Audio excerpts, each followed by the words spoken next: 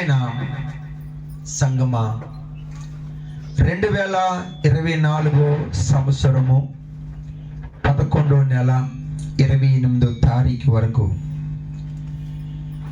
దేవుడు మనల్ని భూమి మీద సురక్షితంగా కాసిన దేవుడికి మనం ఏమై ఉండాలంటే కృతజ్ఞత కలిగి ఉండాలి. దేవుడికి స్తోత్రం. ఈరోజు మనము సజీవులుగా ఉన్నామంటే, బ్రతికి ఉన్నామంటే నీ కృప. బ్రతికి ఉన్నానంటే నీ కృప, జీవిస్తున్నానంటే నీ కృప. బ్రతికి ఉన్నానంటే నీ కృప, జీవిస్తున్నానంటే నీ కృప. కృపా కృపా కృపా నీ కృపా. కృపా కృపా కృపా నీ కృపా. యేసయ్యా నీ కృపా, యేసయ్యా నీ కృపా. దేవుడికి స్తోత్రం. ఈరోజు మనం బ్రతుకున్నామంటే యేసయ్య ఉచితమైన కృప. మనకున్నది ఏది మనల్ని బ్రతికించలేదు, మనకున్నది ఏది మనల్ని కాపాడలేదు, మనకున్నది ఏది మనల్ని రక్షించలేదు, మనకున్నది ఏది మనల్ని ఆదుకోలేదు. రక్షించిన దేవుడు, ఆదుకున్న దేవుడు, కాపాడిన దేవుడు, ఆదరించిన దేవుడు, పోషించిన దేవుడు, అవసరాలు తీర్చిన దేవుడు, బలహీనతల్లో బలపరిచే దేవుడు, రోగాలను స్వస్థపరిచే దేవుడు, ఏమీ చేయలేని టైములో నేనున్నానని చెయ్యి పట్టుకుని నడిపించే దేవుడు మన యేసయ్య. తప్పకుండా స్తోత్రం చెప్పండి గట్టిగా. హల్లెలూయా హల్లెలూయా. కదమ్మా, 2024 సంవత్సరం 11 నెలలు గడిచిపోయింది కదమ్మా. ఇక నెల జరిగిపోతుంది, ఒక్క నెల ఉంది. ఆ నెల జరిగిపోతే మనము మళ్ళీ ఎందులోకి వెళ్ళిపోతున్నాం? 2025లోకి మనం వెళ్ళబోతున్నాం. తప్పకుండా స్తోత్రం చెప్పండి గట్టిగా. హల్లెలూయా హల్లెలూయా. మనకంటే గనులైన వారు, మనకంటే గొప్పవారు ఈ దినాన్ని ఎక్కడ లేరు? భూమి మీద లేరు. కానీ దీనులమైన మనము 2025 సంవత్సరములో ప్రవేశించబోతున్నాము. దేవుడికి స్తోత్రం చెప్పండి గట్టిగా గట్టిగా. హల్లెలూయా. ఎంత భాగ్యం దేవుడు మనకి ఇచ్చాడంటే. అందుకే ఆయన వాక్యం మనల్ని ఏం చేస్తుందంటే బ్రతికిస్తూ ఉంది. హల్లెలూయా హల్లెలూయా. సరే, వందనాలు. ప్రియమైన దేవుడి బిడ్డలారా, మరి సల్మాన్ రాజు గారికి, అమ్మగారికి, పౌలు గారికి, రూపాకి, ఏస్కేల్కి, యాకోబుకి నా హృదయపూర్వకమైన వందనాలు. అలాగే నన్ను ప్రేమించిన మీ అందరికీ కూడా నా హృదయపూర్వకమైన వందనాలు. చాలా సంతోషము. దేవుడు యాకోబును ఎంతగానో ప్రేమించి ఈ 2024 సంవత్సరము 11వ నెలలో దేవుడు ఘనమైన పరిశుద్ధమైన వివాహాన్ని ఎంతగానో జరిగించిన దేవుడికి మరొకసారి తప్పులు కొట్టడానికి స్తోత్రం చెప్తాను. హల్లెలూయా హల్లెలూయా. ఆదమును అవ్వను దేవుడు జతపరిచి మీరు అభివృద్ధి నొందాలి. ఏంటి? అభివృద్ధి నొందాలి. మీరు ఫలించాల, మీరు విస్తరించాల, మీరు భూమిని నింపాలా అని దేవాది దేవుడు ఆదమును అవ్వను జతపరిచిన తర్వాత అలాగ ఆశీర్వదించి వదిలిపెట్టాడు. ఆమేన్. యాకోబు కూడా అలాగ ఆశీర్వదించబడును కాక. ఆమేన్. హల్లెలూయా. అభివృద్ధి పొందాలి, ఫలించాలి, విస్తరించాలి, భూమిని నింపాల. భూమిని నింపడం అంటే ఏంటి? బిడ్డలకు కనాల. ఏంటి? బిడ్డలనే కనాల. హల్లెలూయా, హల్లెలూయా. దేవుడికి స్తోత్రం. హల్లెలూయా. సరే, జాగ్రత్తగా చూద్దాం. హబక్కు రాసిన అధ్యాయము చూడాలి.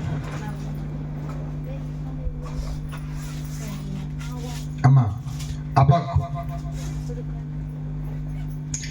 712 పేజీ, పాత నిబంధన. దొరికిందా? 712 అధ్యాయం, పాత నిబంధన. దొరికిందా? రూపా దొరకలేదా? 712 పేజీ తీయి. 3 అధ్యాయం తీయి. ఓకేనా? 3లోంచి 17 వచనంలోకి వచ్చే. ఓకేనా? 17 వచనం. అబ్బకుందా అమ్మా? ఏ స్కేలు? దేవుడికి స్తోత్రం. చూడము, తప్పుగా లెక్క 72 చూడు.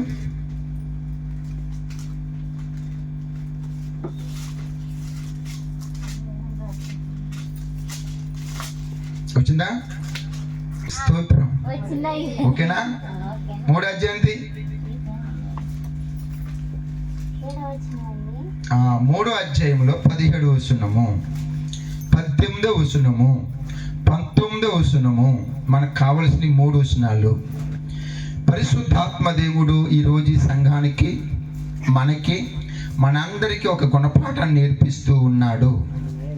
ఇక్కడ ప్రవక్త అయిన హబక్కూకు వెళ్తున్నాడు.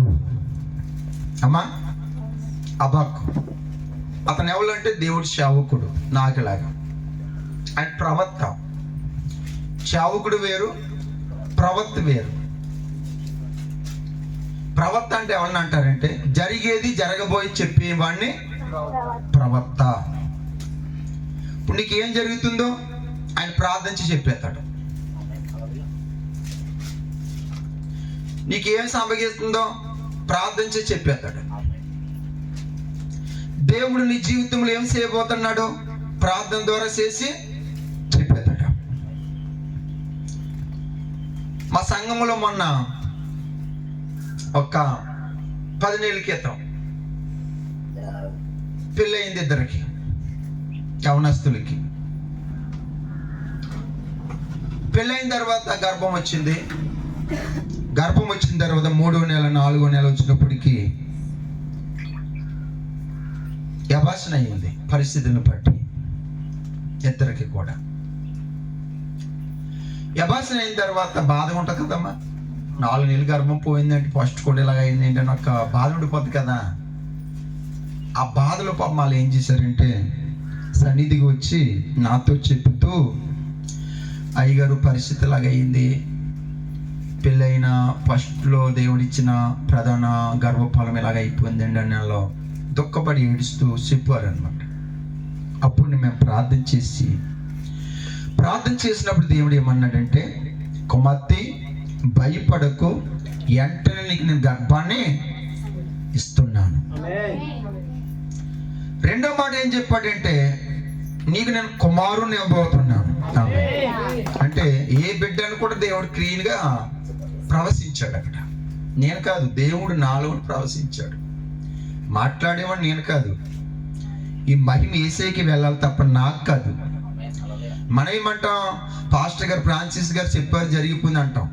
తెలియక పాపం, ఆ మాట తప్పని అన్నగారు తెలియక. కానీ మనం ఏం చెప్పాలి, మా పాస్టర్ గారు ఫ్రాన్సిస్ గారిలో పరిశుద్ధాత్మ దేవుడు ప్రవశించాడు. పరిశుద్ధాత్మ దేవుడు తనలో నాతో మాట్లాడిన మాట నా జీవితంలో నెరవేర్చబడ్డది. అది దేవుడికి మహిమ.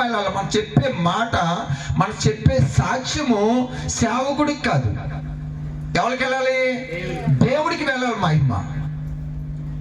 ఆ సాక్ష్యంలో మనం ఎవరికి కలపాలి? పరిశుద్ధాత్మ దేవుని కలపాలి. కొంతమంది ఎవరిని కలుపుతారు? సేవకులు కలుపుతారు, కానీ దేవుణ్ణి కలపరు. అక్కడ ఆ మహిమ ఎవరికి వెళ్తుంది? సేవకుడికి వెళ్తుంది. మరి దేవుడు మహిమను మనం దొంగిలించడానికి మన అర్హతలమా? కాదు. అందుకని భూమి మీద ఎవరైనా సాక్ష్యం చెప్పినప్పుడు దేవుణ్ణి కలపాలి అక్కడ. ఎందుకంటే ఆ మహిమ ఆయనకే వెళ్ళాలి. హల్లెలూయా, హల్లెలూయా. ఎందుకంటే ఈ భూమి మీద సమస్తము మహిమ దేవుడికే చెందాలి, కానీ అది మానవుడికి కాదు బిడ్డలారా. ఏది చేసినా దేవుడే మనుషులను చేస్తున్నాడు తప్ప దేవుడు లేకుండా ఏ సేవకుడు, ఏ మానవుడు ఏమీ చేయలేము. మనలో ఏమీ లేదు. ఆయన మనలోనే ఉంటేనే మనం అనేకులకి ఏం చేయగలము? కార్యము చేయగలము. ఇప్పుడు సల్మాన్ రాజు ఉన్నాడు, సత్యవతి గారు ఉన్నారు, ఆయన ప్రార్థన చేస్తూ ఉన్నారు, దెయ్యాలు పారిపోతూ ఉన్నాయి. ఎవరి కోసం పారిపోతున్నాయి? ఎవరిని చూసి పారిపోతున్నాయి? వాళ్ళు చూసా చెప్పండి, వాళ్ళు చూసా, వాళ్ళు చూసి దెయ్యం పారుతుంది ఏంటి ఆయన్ని? నువ్వెవడెవరు అంటది అన్నది కదా. అపోస్తులు అమ్మ కార్యములు అన్నది కదా. హల్లెలూయా. నువ్వు సర్వోన్నతమైన దేవుడు కుమారుడు అన్నా తెలుసు, అపోస్తులు అని తెలుసు, ఏ లెవెల్లో అన్నది నాకు తెలిసిపోయింది కదా. అందుకని బిడ్డలారా, ఏ సేవకుడైనా, ఒకవేళ సంఘంలో ఏ విశ్వాసైనా ప్రవశించినా, లేకపోతే కళలు చెప్పినా, దర్శనాలు చెప్పినా, ప్రవచనం చెప్పినా, భాషలు మాట్లాడినా, అది దేవుడు ఆత్మ ద్వారానే జరుగుతుంది తప్ప అది మనుషుల వల్ల కాదు. దేవుడికి స్తోత్రం. అందుకని మీరు ఏ సాక్ష్యం చెప్పినా మధ్యని ఎవరిని కలపాలి? దేవుని కలపాలి. హల్లెలూయా. అలాగా ప్రార్థన చేసినప్పుడు దేవుడు, కుమార్తె నువ్వు భయపడకు, నీకు నేను గర్భఫలం ఇస్తున్నానని చెప్పాడు. అనేసి వదలలేదు. మళ్ళీ ఎవరు ఏమన్నాడంటే, నీకు నేను కుమారుని అనుగ్రహించబోతున్నాను. ఆమేన్, హల్లెలూయా. నెల క్రితము ఇద్దరు కూడా ఎవరికి అన్నారంటే మగ బిడ్డలు కనుక్కున్నారు ఇద్దరని. దేవుడికి స్తోత్రం చెప్పండి. హల్లెలూయా, హల్లెలూయా. దేవుడు నమ్మదగిన వాడు. దేవుడు పలికితే జరుగుతుంది. ఆమేన్. నేను పలికితే జరగదు, నువ్వు పలికితే జరగదు. కానీ దేవుడు మనలో ఉండి ఆయన వాక్కు పలికితే భూమి మీద సమస్తమును జరుగుతుంది. భూమి కలుగును కాక అన్నాడు. భూమి కలిగిందా లేదా చెప్పండి? అనేసి చేశాడా?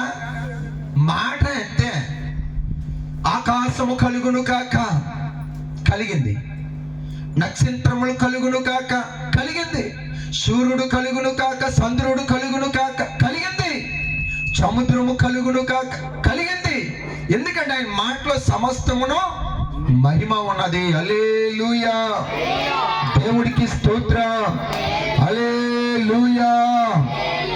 కొంతమంది నోటులో దేవుడు వాక్ ఉంటది, ఉంటుందా ఉండదా? ఆ వాక్కు ఎవరి నోట్లో ఉందో వాడు అది ఏది పలికితే అది జరుగుతుంది. దేవుడికి స్తోత్రం. హల్లెలూయా. అందుకే దేవుడు వాక్కు ఉన్నవారు చాలా జాగ్రత్తగా మాట్లాడాలి. ఎందుకంటే ఏది పలికినా జరిగిపోతుంది. నష్టం రావాలి అంటే నష్టం జరిగిపోతుంది, లాభం రావాలి అంటే లాభం జరిగిపోతుంది. ఎందుకంటే అందులో నోట్లో దేవుడు వాక్కును ఉంచుతాడు. ఆ వాక్కు గల మనుషులు చాలా నోరుని కంట్రోల్ చేసుకోవాలి. స్వాధీనంలో ఉంచుకోవాలి. ఏది పలకాలో అదే పలకాలి, ఏది పలకకూడదో అది పలకకూడదు. దేవుడికి స్తోత్రం. హల్లెలూయా, హల్లెలూయా. ఇక్కడ హబక్కూకున్నాడు, ఆయన ప్రవక్త, దేవుడు సేవకుడు. ఈయన పొలములో కొన్ని నాటాడంట. దేవుడికి స్తోత్రం. మొదట ఏమేశాడు? అంజరుపు చెట్లు, అంజరుపు చెట్లు తోట వేసాడంట. ఏమేశాడు? తోట వేసాడంట. పెట్టుబడి అంతా వేసాడంట. పెట్టుబడి అంతా అయిపోయిందంట. కనుక ఆ తోట కాపు కాసే టైం వచ్చినప్పటికి కాపు కాయకుండా ఉండిపోయిందంట. పుయ్యకుండా ఉండును అన్నాడు. దేవుడికి స్తోత్రం. ఎంత బాధ అండి. పెట్టుబడి అంటే ఎంత, పంటని చేతికి రాలేదనుకో ఎంత బాధ ఉంటుందమ్మా. సంఘమంతా నడిపించి ఆ సంఘం వల్ల నీకు ఎటువంటి ఆశీర్వాదం లేదనుకోండి, బాధ ఉండదా మనకి? చెప్పండి. పెట్టుబడి అంతా పెట్టాడు, కష్టపడ్డాడు, కానీ కాపు కాసే టైంలో, పూసే టైంలో పుయ్యకుండా ఉండిపోయిందంట. దేవుడికి స్తోత్రం. హల్లెలూయా, హల్లెలూయా, హల్లెలూయా. ఏమైందమ్మా? ఏంటి? అంజరపు చెట్లు పుయ్యకుండా ఉండును. హల్లెలూయా. చర్య.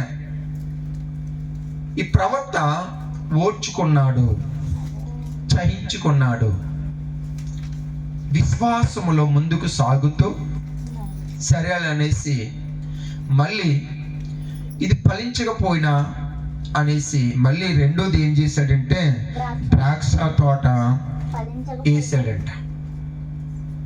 ఏమేశాడు? ద్రాక్ష తోట నాటాడంట. ఈ ద్రాక్ష తోట నాటిని పెట్టుబడి అంతా అయిపోయిన తర్వాత చివరికి అది ఫలించకపోయిను. రికబా రాసి కమందరి బెహరి కబాల దోహరి కమందరి. ప్రియమైన సంగమా, నువ్వు అనుకుంటున్నావు ఈరోజు నేను ఏది చేసినా నాకు ఫలింపన్నది లేదు. చాలా మంది అనుకుంటూ ఉంటారు, పాపం నేను చాలా కష్టపడుతున్నాను, ఆ కష్టంలో ఉన్న ఫలాన్ని నేను అనుభవించలేకపోతున్నాను. ఎంత కష్టపడినా నష్టమైనా కనిపిస్తుంది, బాధలైనా కనిపిస్తూ ఉన్నాయి, శ్రమలైనా కనిపిస్తూ ఉన్నాయి. ఏంట్రా బాబు ఈ జీవితం, ఏమిటి బాబు ఈ బ్రతుకు అని ఒక్కొక్కసారి మన కుటుంబాల్లో, మన జీవితాల్లో, మన అనుభవములు కూడా ఇలాంటి మనము ఎదుర్కొనే పరిస్థితులు వస్తాయి. ఎంత చేసినా, ఏది చేసినా అది కదండి ఇది, ఇది కదండి అది, ఏది చేసినా ఫలింపు అన్నది నాకు లేదు, అభివృద్ధి అన్నది నాకు లేదు, లాభం అన్నది నాకు లేదు. ఏది కూడా నష్టమే కానీ చేతికి వచ్చేది ఏది కూడా నాకు లేదు అని మనము కూడా ఒక్కొక్కసారి మన పరిస్థితులు కూడా అలాగే ఉంటాయి బిడ్డలారా. కానీ హబక్కూ ముందేమేశాడు? అంజరపు చెట్లు వేశాడు, పుయ్యకుండా ఉండును. రెండోది ఏమేశాడు? ద్రాక్ష తోట వేశాడు, ఫలించకపోయాను. అది కూడా ఫలించలేదండి. సరే, ఈ రెండాటిలో ఏదో నష్టం జరిగింది. ఈ నష్టాన్ని ఏదో విధముగా నేను సమకూర్చుకోవాలి, ఎట్టిన పెట్టుబడి ఏదో విధముగా నేను సంపాదించాలి అనేసి మూడోది ఏం వేసాడంటే ఒలివ తోట వేసాడంట. ఏమేరమ్మా? జాగ్రత్తగా వెళ్ళండి. మన జీవితాల్లో కూడా ఇలాంటివి జరుగుతాయి, మన బిడ్డల్లో కూడా ఇలాంటివి జరుగుతాయి, మన సంఘాల్లో కూడా ఇలాంటివి జరుగుతాయి, మన కుటుంబాల్లో కూడా ఇటువంటి అనుభవం మనకు కూడా వస్తూ ఉంటుంది. చాలా మంది అనుకుంటారు నేను ఎంత కష్టపడినా నాకు ఎటువంటి ప్రయోజనమో లేదు. ఏంట్రా బాబు బతుకు, ఏంట్రా బాబు జీవితం, ఏమిటి స్థితి, ఏంటి, నేను ఏం చేశాను అని మనం ఒక్కొక్కసారి మనం అనుకుంటూ ఉంటాం బిడ్డలారా. అపకం, ప్రవక్త, భక్తిపరుడు, నీతిమంతుడు, దేవుడి యందు విశ్వాసం గలవాడు అయినను అతడు ఇలాగ నష్టపోతూ వచ్చాడు. మూడోది ఏం వేసాడంటే ఒలివ తోట వేసాడంట. ఏం వేసాడమ్మా? ఈ ఒలివ తోట కూడా ఏమైంది? కాపు లేక ఉండును. అది కాపు కాయలేదంట. అది కూడా చివరికి అన్ని అయిపోయిన తర్వాత, ముందు కాదు, అన్ని అయిపోయిన తర్వాత అది కూడా కాపు లేక ఉండును. అంటే కాపు కాయలేదంట. అది కూడా చెట్లు లాగా ఉండిపోయి తప్ప ఫలాలు లేవు. మూడోది కూడా నష్టమే కనిపించింది బిడ్డలారా, నష్టమే కనిపించింది. చర్యానికి మనోడు ఏం చేశాడంటే, వజ్రపు చెట్లు నాకు పూయకుండా ఉన్నాయి, ద్రాక్ష చెట్లు పొలింకపోయాను, ఒలివ చెట్లు కూడా కాపు లేకపోయాను, సరే అనేసి ఇప్పుడు ఏం చేశాడంటే శాలలో పైరు జల్లాడంట. పైరు తెలుసు కదమ్మా, తెలుసా? పంట అయిపోయింది, అది ఏం చేస్తాం మనం? ఏం చేస్తాం? పైరు జల్లుతాం. లాస్ట్ పంట, అంతే కదా, మూడో పంట అంటారు దాన్ని. మీ పక్కన ఈ మినుములు, పెసలు ఇలాంటివి పడితే పండవా? చెప్పండి అమ్మా. దాన్ని పైరు అంటారు అనమాట. ఇప్పుడు ఏం వేసాడంటే పైరు ఎన్నోది? నాలుగోదా మూడోదా? నాలుగోది ఏం చేశాడంటే శాలలో పైరు. కానీ శాలలో పైరు వేసినప్పటికీ కూడా ఏమైంది? రాకపోయింది. ఒక్కొక్కసారి మన జీవితాలు ఎలా ఉంటాయంటే మనకే తెలియదు అమ్మా, మనకే తెలియని పరిస్థితులు, అయోమయం.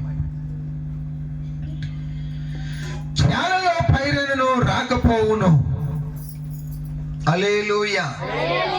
సరే, ఇక్కడికి 4 నష్టాలు కనిపిస్తూ ఉన్నాయి. ఐదోది ఏం చేశాడంటే చాలా నష్టపోయాడు మనవాడు. అవమానాల పాలైపోయాడు, నిందల పాలైపోయాడు, అప్పులు పాలైపోయాడు. అనేక మంది ఎటకారం చేయడం మొదలు పెడుతూ ఉన్నారు. ఐదో మాట ఏం చేశాడంటే గొర్రెల రొట్టెలో లేకపోయాను. చూసారా అమ్మా, గొర్రెలు వేపాడండి మనోడు. మళ్ళీ మేపగా దొడ్డులో కాల్చి గొర్రెలు కూడా లేకుండా పోయాయంట.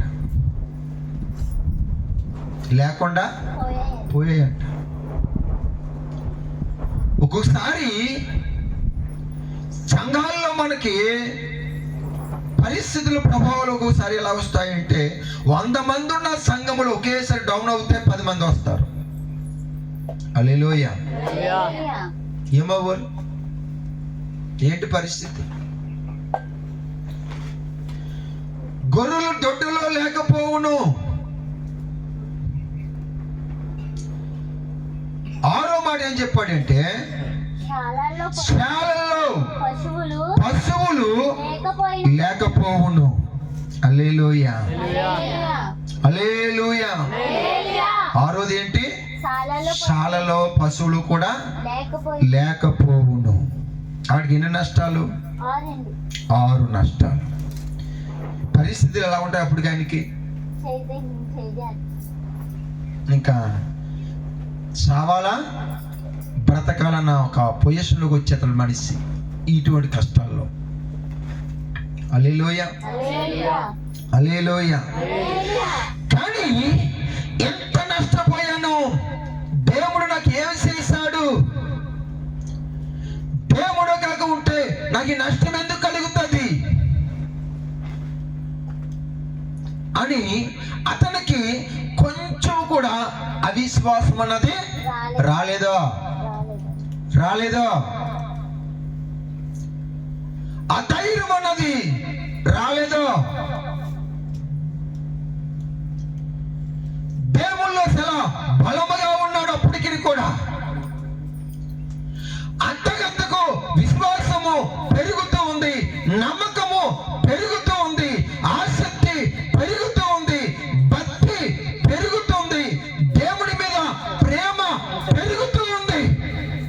హల్లెలూయా. లాభం వస్తుంటే మనకి ఏం పెరుగుతుంది? భక్తి పెరుగుతుంది. నా దేవుడు నన్ను ఆశీర్వదించున్నాడని ఇంకా భక్తి చేస్తాం. కానీ నష్టం కలిగితే భక్తి ఏమవుతుంది? తరుగుతుంది మనకి. అంతేనా? చెప్పండి. ఇప్పుడు ఈ రోజు వచ్చావు సన్నిధికి, అర్థమైనా చెప్తున్నా మీకు, దేవుడు మీకు అద్భుతమైన కార్యం చేశాడు ఇంకో, అబ్బా రేపు కూడా వెళ్ళిపోవాలా. అంతేనా? ఈ రోజు వచ్చి నువ్వు ఏమి పొందుకోకుండా వెళ్ళిపోయావు ఇంకో, ఎందుకు లేరా ఇంకా మొన్న వెళ్ళాను, ఏం జరిగింది, కూర్చున్నాను వచ్చాను అంతే, ఏముంది నాలోని అనే ఆలోచనలోకి వచ్చేది. కానీ అబక్కు ఇన్ని నష్టపోయినా, ఇన్ని విధాలుగా ప్రయత్నంలో నష్టపోయినా, ఇన్ని విధాలమైన పరిస్థితులు ఎదుర్కొన్నా, అతని విశ్వాసం ఏంటంటే, అతని నమ్మకం ఏంటంటే, అతని ఆసక్తి ఏమిటంటే, ఇక్కడ అంటున్నాడు, ఏమని అంటున్నాడంటే, నేను యెహోవా యందు ఆనందించుచూ ఉన్నాను. తప్పకుండా స్తోత్రం చెప్పండి గట్టిగా. హల్లెలూయా. నిజమైన క్రైస్తవుడు ఎవడు అంటే, నష్టాలలో దేవుడి యందు ఆనందించేవాడు క్రైస్తవుడు. లాభాల్లో కాదు, దేవుడు ఇచ్చినప్పుడు కాదు, దేవుడు కార్యం చేసినప్పుడు కాదు, దేవుడు ఇచ్చినా ఇవ్వకపోయినా, ఆశీర్వదించకపోయినా, ఎవడైతే దేవుళ్ళు నష్టాల్లో ఉండి సంతోషిస్తాడో వాడే దేవుడు నిజమైన క్రైస్తవుడు బిడ్డలారా. హల్లెలూయా. ఇన్ని విధాలుగా నష్టపోయినప్పుడు కూడా ఆ ప్రవక్త అబక్కు, నేను యెహోవా యందు ఆనందించుచు ఉన్నాను. తప్పకుండా స్తోత్రం చెప్పండి గట్టిగా. హల్లెలూయా. హల్లెలూయా. ఏంటి? యెహోవా యందు ఆనందించుచు ఉన్నాను. చూసారా, ఇతను ఏ స్థితిలోనూ ఆనందిస్తూ ఉన్నాడంటే, నష్టాల్లో ఉండి, కష్టాల్లో ఉండి, బాధల్లో ఉండి, శ్రమల్లో ఉండి, అవమానాల్లో ఉండి, నిందల్లో ఉండి ఆయన అంటున్నాడు, ఎంత నష్టపోయినా గాని, నా జీవితంలో ఎంత భయంకరమైన పరిస్థితులు ఎదురైనా గాని, నేను మాత్రము యెహోవా యందు ఆనందించుచూ ఉన్నాను. ఇస్తే ఆనందం కాదు, ఇచ్చినా ఇవ్వకపోయినా, నీవు నేను దేవుడి సన్నిధానములో, దేవుడి ఎదుట మనం ఎలా ఉండాలి? మనకి లోకమును బట్టి ఆనందాన్ని బట్టి కాదు కానీ, సంఘాన్ని బట్టి కాదు కానీ, మనుషులను బట్టి కాదు కానీ, ఉన్నదాన్ని బట్టి కాదు కానీ, మనం ఎవరి యందు ఆనందించాలంటే దేవుడిని యెహోవా యందు మనము ఆనందించాలి. మన ఆనందం ఎవరు? దేవుడే. ఈ లోక ఆనందాలు ఎన్ని రోజులు ఉంటాయి? శాశ్వతంగా ఉంటాయా? ఇవాళ 10 ఏళ్ళు ఉంది నీకు ఆనందంగా ఉన్నావు, రేపు 10 ఏళ్ళు వెళ్ళిపోద్ది, ఏమవుతుంది ఆనందము? నీ ధైర్యం ఏమవుతుంది? నీ బలం ఏమవుతుంది? ఈ లోకములో ఉన్న ఆనందాలు శాశ్వతమైనవి కూడా కాదు. కానీ ఇక్కడ అంటున్నాడు, నేను యెహోవా యందు ఆనందించుచున్నాను. తప్పకుండా స్తోత్రం చెప్పండి. ప్రియమైన సంఘమైన, ప్రియమైన సేవకుడా, ప్రియమైన సేవకురాలా, ప్రియమైన సంఘమా, నీకు ఉన్నా లేకపోయినా, నీ పరిస్థితులు ఎలాగున్నప్పటికీ కూడా నీకు ఆనందం ఎవరంటే దేవుడు, నీ యెహోవా నీకు ఆనందాన్ని ఇచ్చేవాడు. హల్లెలూయా. అబక్కు అంటున్నాడు, నేను యెహోవా యందు ఆనందించుచున్నాను. చూసారా, ఎప్పుడు ఆనందిస్తున్నాడు? నష్టాల్లో, కష్టాల్లో, బాధలలో, ఇబ్బందులలో, అవమానాల్లో, కరువులలో, కాటకాల్లో కూడా నేను యెహోవా యందు ఆనందించుచూ ఉన్నాను. మనం అన్ని ఉంటే ఆనందం మనకి, అన్ని లేకపోతే ఏడుపు మనకి. ఆ దేవుడు ఏం చేశాడు? నమ్మకున్నాడు, ఏం చేశాడులే అనుకుంటాం మనం. కానీ ఈ ప్రవర్తన అబకంటున్నాడు, ఏమి ఉన్నా లేకపోయినా, నా దేవుడిని ఆశీర్వదించకపోయినా, నష్టపోయినా, కష్టాలు పాలైపోయినా, అవమానాలు పాలైపోయినా కానీ నేను మాత్రము యెహోవా యందు ఆనందించుచూ ఉన్నాను. మన ఆనందం దేవుడే తప్ప మనుషులు, లోకము, సమాజం కాదు బిడ్డలారా. ఎందుకంటే దేవుడిచ్చిన ఆనందము శాశ్వతమైనది. ఆమేన్. హల్లెలూయా. హల్లెలూయా.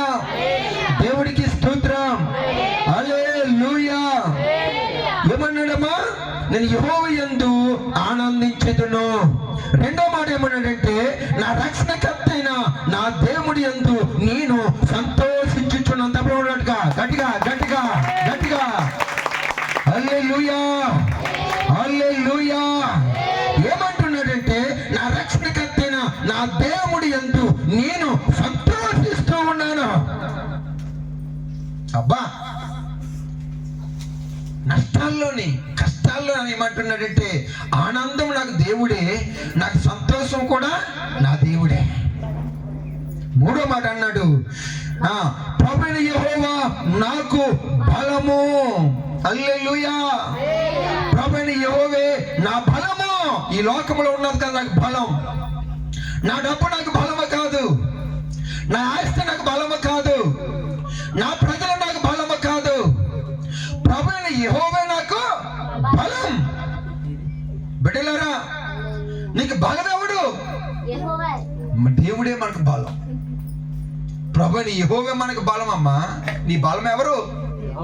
నువ్వు అనుకుంటున్నావేమో, నాకు డబ్బు ఉంది, ఆస్తి ఉంది, సర్వ సంపదలు ఉన్నాయి, ఇల్లు ఉంది, వాదా ఉంది, పేరు ఉంది, ఉద్యోగం ఉంది, అన్నీ ఉన్నాయి, నాకు బలం అని నువ్వు అనుకుంటున్నావేమో. నీ బలం ఎప్పుడు ఊడిపోతుందో నీకు తెలియదు. కానీ అందుకే హబక్కూ అంటున్నాడు, ప్రభువైన యెహోవే నాకు బలము. హల్లెలూయా. నా ఆనందము ఆయనే, నా సంతోషము ఆయనే, నా బలము కూడా ఆయన. క్రైస్తవులకి నీతిమంతులకి ఎవరు బలం తెలుసమ్మా? దేవుడే. మనకెవరు బలం? దేవుడే మనకు బలం. మనకు సంతోషం ఇచ్చేవాడు ఎవడు? దేవుడే. ఆయన మనకు సంతోషం. లోకంలో మనకు సంతోషం ఉండదు. నీతిమంతులకి భక్తులకి లోకంలో సంతోషం ఉండదు. ఎందుకంటే లోకం మనల్ని హింసిస్తూ ఉంటుంది. కానీ బిడ్డలారా, ఈయన ఎంత విశ్వాసంతో చెప్తుండే మాట చూడండి. ఎన్ని కష్టాలు నష్టాలు వచ్చినాయి కానీ నేను యెహోవా యందు ఆనందించుచున్నాను. నా రక్షణకర్త అయిన దేవుడి వల్ల నేను సంతోషిస్తున్నాను. ప్రభువైన యెహోవే నాకు బలము. ఆమేన్.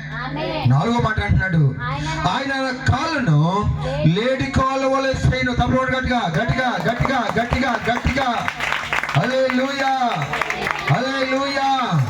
ఆయన నా కాళ్ళు ఎలా ఉంచుతున్నాడంటే, లేడి కాళ్ళు వల్ల సేపోతున్నాడా. లేడి కాళ్ళు ఎలా ఉంటాయో తెలుసా? చూడడానికి చాలా సన్నంగా ఉంటాయండి, ఈనుపుల్లాగా ఉంటాయండి. కానీ అవి ఎంత గట్టుకుంటా తెలుసా? ఐరన్ కొంట స్ట్రాంగ్ గా ఉంటాయండి. ఏంటి? ఐరన్ కంటే స్ట్రాంగ్ గా ఉంటాయండి. అందుకే అది ఇక్కడ ఎగురుతుంది, అక్కడ పడుతుంది. నువ్వు ఇక్కడ ఎగిరి పడు, కాలు ఇరిగిపోద్ది, మనకి మక్కి ఇరిగిపోద్ది, నడుము ఇరిగిపోద్ది. కానీ అది ఎక్కడి నుంచి అక్కడికి ఎగిరి పడినప్పుడు కూడా దాని కాలు ఏమాత్రం కూడా వెనకవు. ఎందుకంటే అమ్మ లేడి కాళ్ళు అంటే చాలా బలమైనవి అంట. హల్లెలూయా హల్లెలూయా. కింద మాట అన్నాడు, ఉన్నంతమైన స్థలముల మీద ఆయన నన్ను నడవసేయను. తప్పకుండా స్తోత్రం. తప్పుడు గట్టిగా గట్టిగా గట్టిగా గట్టిగా గట్టిగా. దేవుడు ఎందుకో ఈ మధ్యకాల సమయంలో ఆయన వాక్కు మనకు బయలుపరుస్తూ ఉన్నది. ఆయన వాక్కు బయలుపరుస్తూ ఉన్నది. ఎందుకంటే ఆయన అంటున్నాడు, హబక్కూ ఎన్ని నష్టాలు కష్టాలు బాధలు ఇబ్బందులు ఎదురైనప్పటికీ కూడా చివరకు హబక్కూను దేవుడు ఎక్కడ ఉంచాడంటే ఉన్నతమైన స్థలముల మీద నడిపించాడు. దేవుడికి స్తోత్రం చెప్పండి. హల్లెలూయా హల్లెలూయా హల్లెలూయా. ఎక్కడ ఉంచాడండి?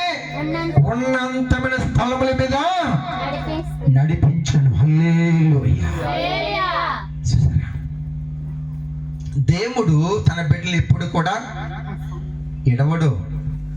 ఒకవేళ నష్టపోవచ్చు, ఏది చేసి నువ్వు ఫలించకపోవచ్చు. అమ్మా, ఈ లోకంలో నీకు సంతోషం ఇవ్వకపోవచ్చు, ఆనందం ఇవ్వకపోవచ్చు, బలముగా ఉండకపోవచ్చు. కానీ బిడ్డలరా, హబక్కూను దేవుడు చివరికి ఎక్కడ తీసుకొచ్చాడంటే ఉన్నతమైన స్థలముల మీద ఆయన నన్ను నడవజేసును. ఆమేన్. చివరికి ఎక్కడ తీసుకెళ్ళాడు? హల్లెలూయా. నువ్వు తట్టుకోగలిగితే, ఓర్చుకోగలిగితే, ఆ విశ్వాసం నువ్వు కాపాడగలిగితే, ఆ భక్తిని నువ్వు కాపాడగలిగితే, ఎప్పుడు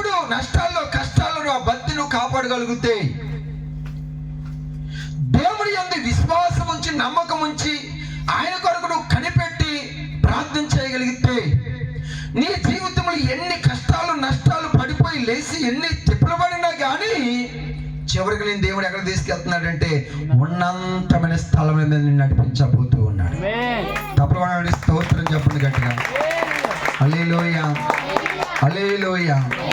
ప్రియమైన దేవుడి బిడ్డలారా, కష్టాలు వస్తాయి, నష్టాలు వస్తాయి, బాధలు వస్తాయి, శ్రమలు వస్తాయి, అవమానాలు నిందలు కూడా వస్తాయి.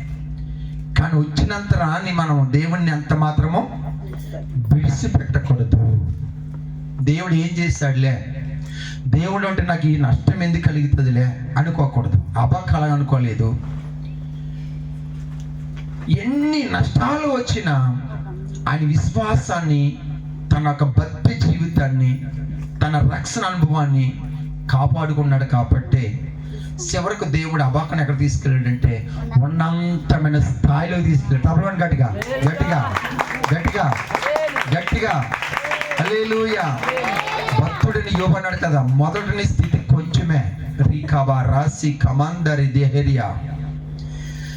మీ స్థితి మొదట కొంచెమే కొంచెమే కొంచెమే కొంచెమే. నువ్వు అనుకుంటున్నావేమో నా స్థితి కొంచెమే, నా బ్రతుకు కొంచెమే, నా జీవితం కొంచెమే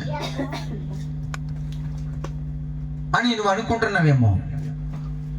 కానీ మొదట అది కొంచెమే, నీ స్థితి కొంచెమే, తుదకి అది మహాభివృద్ధి. తమోడు స్తోత్రం చెప్పండి గట్టిగా. హల్లెలూయా. మన స్థితి మొదట కొంచెమే, కానీ నువ్వు అలాగా స్థితిలో అలా నిలబడగలిగితే, ఉండగలిగితే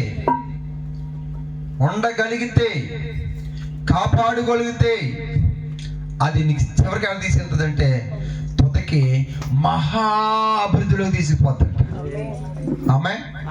ఎందుకో పరిశుద్ధాత్మ దేవుడు ఈ మధ్యకాల సమయంలో ఈ మాటను గుర్తు చేస్తున్నాడు. అమ్మా, నీ స్థితి కొంచెమే, నీ స్థితి కొంచెమే. బాబు, నీ స్థితి కొంచెమే.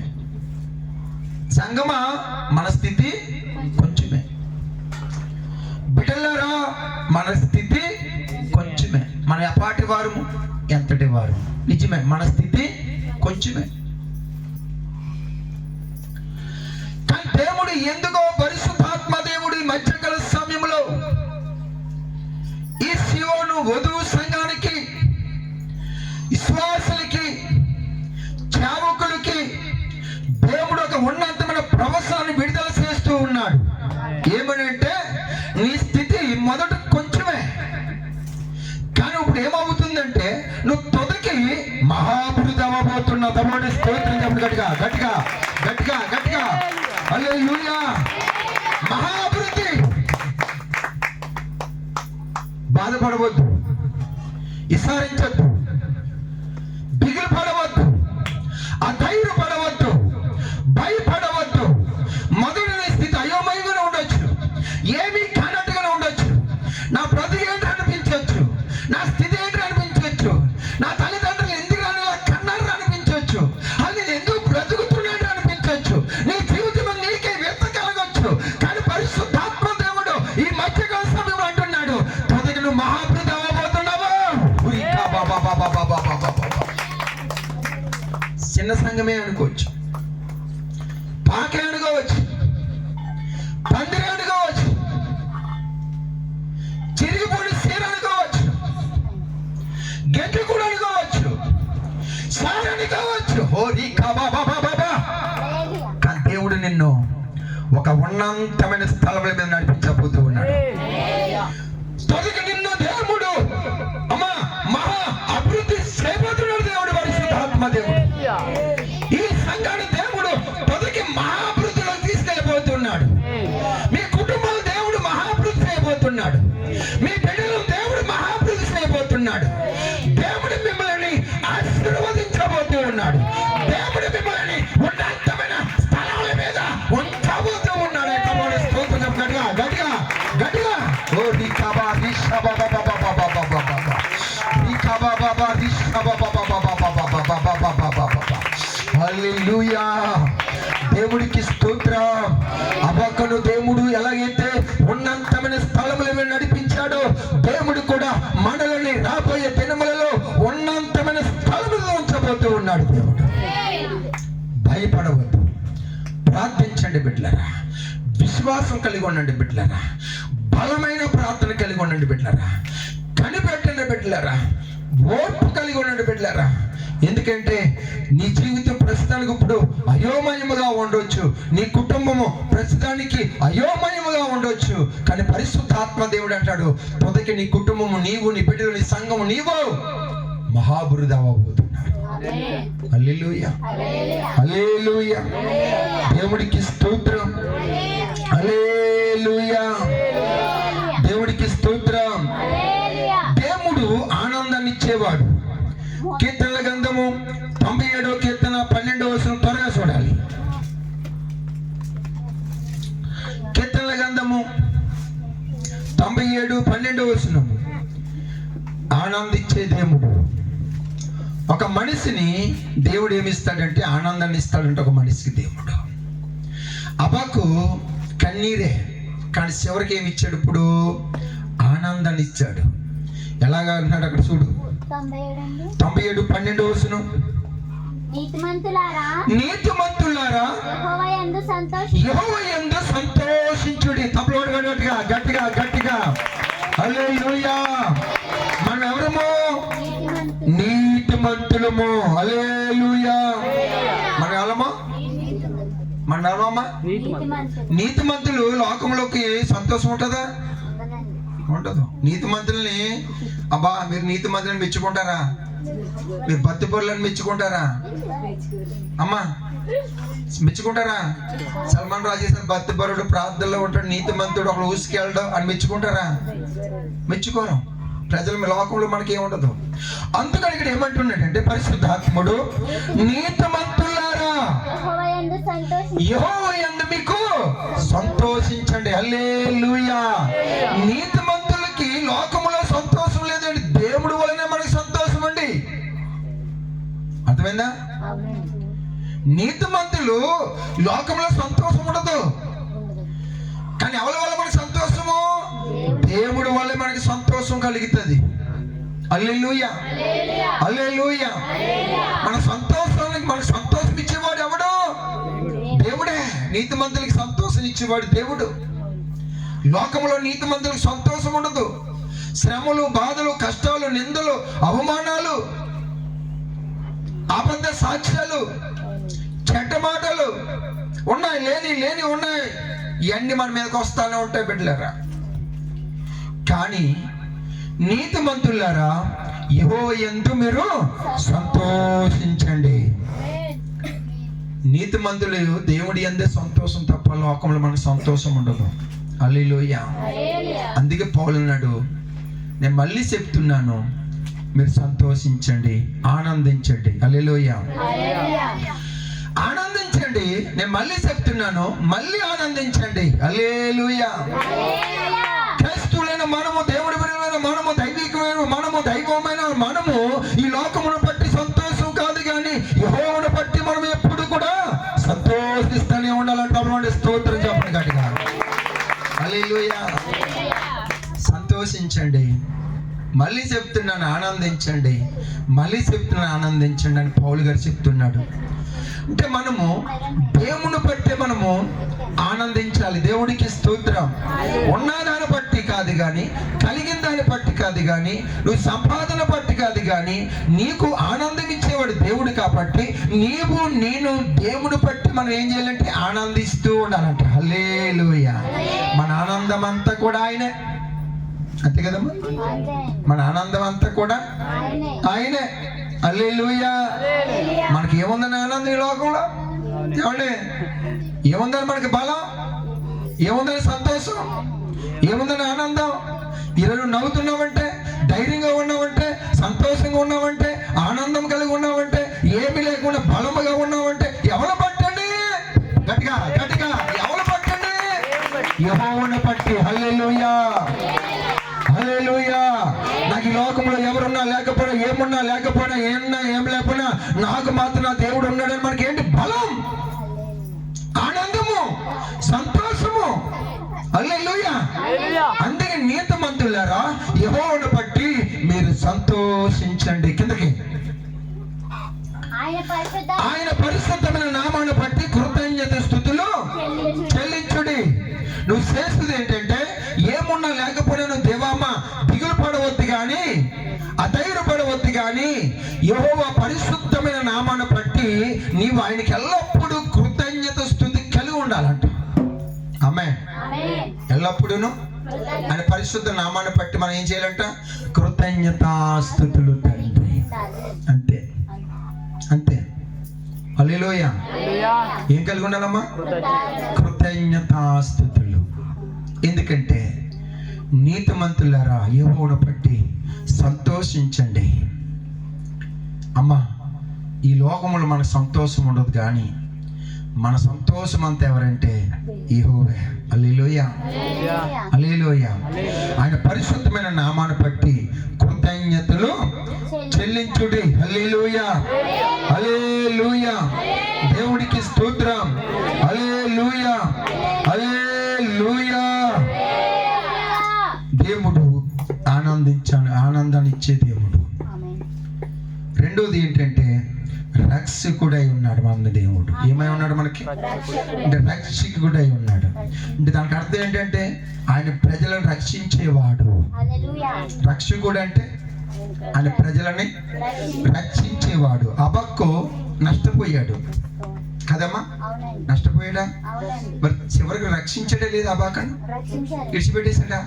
ఆ నష్టాల్లో ఉంటాను అన్నాడా? అనలేదు. ఎన్ని నష్టాలు వచ్చినా, ఎన్ని కష్టాలు వచ్చినా, ఎన్ని బాధలు వచ్చినా, ఎన్ని అప్పులు అయిపోయినా చివరికి ఏం చేశాడు? దేవుడు రక్షించాడు. తనకున్న బాధల్లో నుంచి లేవనెత్తాడు. మన దేవుడు కూడా నీకున్న బాధల్లో నుంచి నిన్ను లేవనెత్తేవాడు, రక్షకుడై ఉన్నాడు. ఒక మనిషి రక్షించుకోలేము మనం, అర్థమైందమ్మా? కానీ నిన్నైనా నన్నైనా మనల్ని కూడా రక్షించేవాడు దేవుడు. నువ్వు ఏ స్థితిలో ఉన్నా ఆ స్థితి నుండి నేను రక్షించేవాడు దేవుడు. అందుకే రెండో మాట ఏంటంటే ఫస్ట్ ఏంటంటే ఆనందించే దేవుడు. మనిషికి ఆనందాన్ని ఇస్తాడు దేవుడు. రెండు, రక్షకుడే ఉన్నాడు, రక్షించే దేవుడు. హల్లెలూయా. ఎక్కడన్నాడు చూడు, నిర్గమకాండము 15వ అధ్యాయము 2వ వచనం.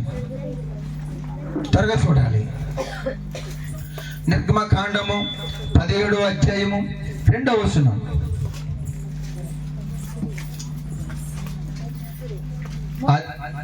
మోషేతో వాదించుచు మోషేతో వాదించుచు 2:15 వచనం.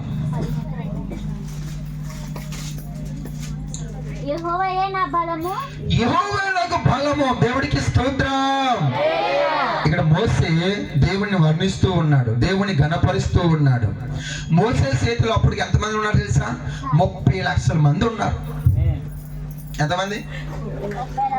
ఆయన చేతిలో ఎంతమంది ఉన్నారు? 30 లక్షల మంది నడిపిస్తున్నాడు మోసే ఐగుప్తు దేశం నుండి కానానికి. కానీ మోసే ఇప్పుడు ఎవరు అంటున్నారు బలం? ఈ 30 లక్షల మంది నా బలం అన్నాడా? మరి మనం ఏమంటాం? నా ఇల్లే నాకు బలం, నా డబ్బే నాకు బలం, నా ఆస్తి నాకు బలం, నా ఉద్యోగమే నాకు బలం. డబ్బు ఉండొచ్చు, ఉండకూడదని అనడం లేదు, కానీ బలం మనకి ఏది? మోసేకి ఎంతమంది ఉన్నారు ఇక్కడ? 30 లక్షల మంది నడిపిస్తున్నాడు. అప్పటికి 30 లక్షల మంది ఆయన చేతిలో ఉన్నారు. కానీ నాకు 30 లక్షల మంది నా చేతిలో ఉన్నారు, వాళ్ళే నాకు బలం అన్నాడా? ఏమన్నాడు ఇక్కడ? యెహోవే నా బలము. దేవుడికి స్తోత్రం. చూసారు బిడ్డలారా? ఆయన సంఘం ఎంతమంది? 30 లక్షల మంది జనం ఆయన సంఘం. మనకులాగా 100, 50, 20, 30 కాదు. కానీ మోసే ఏమంటున్నాడంటే నా 30 లక్షల మంది నాకు బలము, నా అండ, నా కోట అన్నాడా? అనలేదు. కానీ యెహోవే నాకు బలము. హల్లెలూయా. హల్లెలూయా. యెహోవే నాకు బలము. అంటే మనిషి దేని మీద బాగా ఆధారపడాలంటే దేవుడి మీదే బలం, దేవుడి బలం మీద మనం ఆధారపడాలి, ఉన్నప్పటికీ లేనప్పటికీ కూడా. మోసే ఉంది, ఆయన 30 లక్షల మంది ఉన్నారు ఆయన చేతిలో, కానీ ఆయన బలం, మనుషుల బలం మీద ఆయన ఆధారపడలేదు. ఇక్కడ ఏమంటున్నాడంటే యెహోవే నాకు బలము, ఎస్, యెహోవే నాకు బలము, ఎస్, ఆయనే నా బలము, హల్లెలూయా, ఆయనే నా జ్ఞానము, హల్లెలూయా, ఆయనే నా బలము, ఆయనే నా గానము, ఆయనే నా జ్ఞానము, ఆయన నాకు రక్షణ, ఆయనే నాకు రక్షణ, హల్లెలూయా, హల్లెలూయా, ఆయనే నాకు బలము, ఆయనే నా గానము, ఆయనే నాకు రక్షణ, రక్షించే దేవుడు ఆయనే. నన్ను ఈ 30 లక్షల మంది ఎప్పుడు లేతారో నాకు తెలియదు, నన్ను, అంతే కదమ్మా, అంతేనమ్మా. ఇప్పుడు ఎంత మంది ఉన్నాం ఇక్కడ, ఇందులో మనల్ని ఎవరే ఎప్పుడు ఇడిచిపెట్టి వెళ్ళిపోతాడో తెలియదు మనకి, అంతేనండి. అది రావాలంటే వస్తాడు, పోవాలంటే పోతాడు. అమ్మగారు ఉండాలంటే చెప్తాలంటే చెప్తాడు, లేకపోతే పోనీ అదే వెళ్తాడు, అంతే. ఏముంది, ఇది అంత మాయే కదా. ఎవరు నమ్మాలో ఎవరు చేయాలో తెలియని లోకంలో మనం ఉన్నాం, అంతే కదా. అందుకని మోసే ఆ 30 లక్షల మీద ఆయన ఆధారపడలేదు, కానీ ఆ 30 లక్షల బలం మీద ఆయన ఆధారపడలేదు. కానీ ఇక్కడ ఏమంటున్నాడంటే యెహోవే నాకు బలము, యెహోవే నా గానము, ఆయనే నా రక్షణ, అయ్యను, హల్లెలూయా. ఇంకేమన్నాడు, ఆయన నా దేవుడు, ఆయనే నాకు దేవుడు, ఆయనను వర్ణించదను, ఆయనే వర్ణిస్తాను, తమడి స్తోత్రం. ఈ లోకంలో నాకు ఎంత ఉన్నా లేకపోయినా దేనిని వర్ణించను, కానీ ఆయన నాకు దేవుడు, ఆయనే వర్ణిస్తాను. ఆమె చూసారు బిడ్డ, మనం కూడా అలా ఉండాలండి, మనం కూడా నేర్చుకోవాలండి. ఆయనే నా దేవుడు, ఆయనే నేను వర్ణిస్తాను, ఆమేన్, హల్లెలూయా, హల్లెలూయా అని మోసే గారు ఇక్కడ చెప్తూ ఉన్నాడు. దేవుడికి స్తోత్రం, హల్లెలూయా, హల్లెలూయా, హల్లెలూయా, హల్లెలూయా, దేవుడికి స్తోత్రం. రెండో మాట అమ్మ, రక్షకుడైన రెండో మాట అక్కడ లోకసు వార్త 1వ అధ్యాయము 46, 47, 48 కనిపిస్తుంది. త్వరగా. అప్పుడు మరియ ఎట్లానెను, నా ప్రాణము ప్రభువును ఘనపరచు తమని స్తోత్రం. గట్టిగా గట్టిగా గట్టిగా హల్లెలూయా. కన్ని మరి అమ్మగారు అట్టుండి నా ప్రాణము ప్రభువుని ఘనపరుస్తూ ఉంది.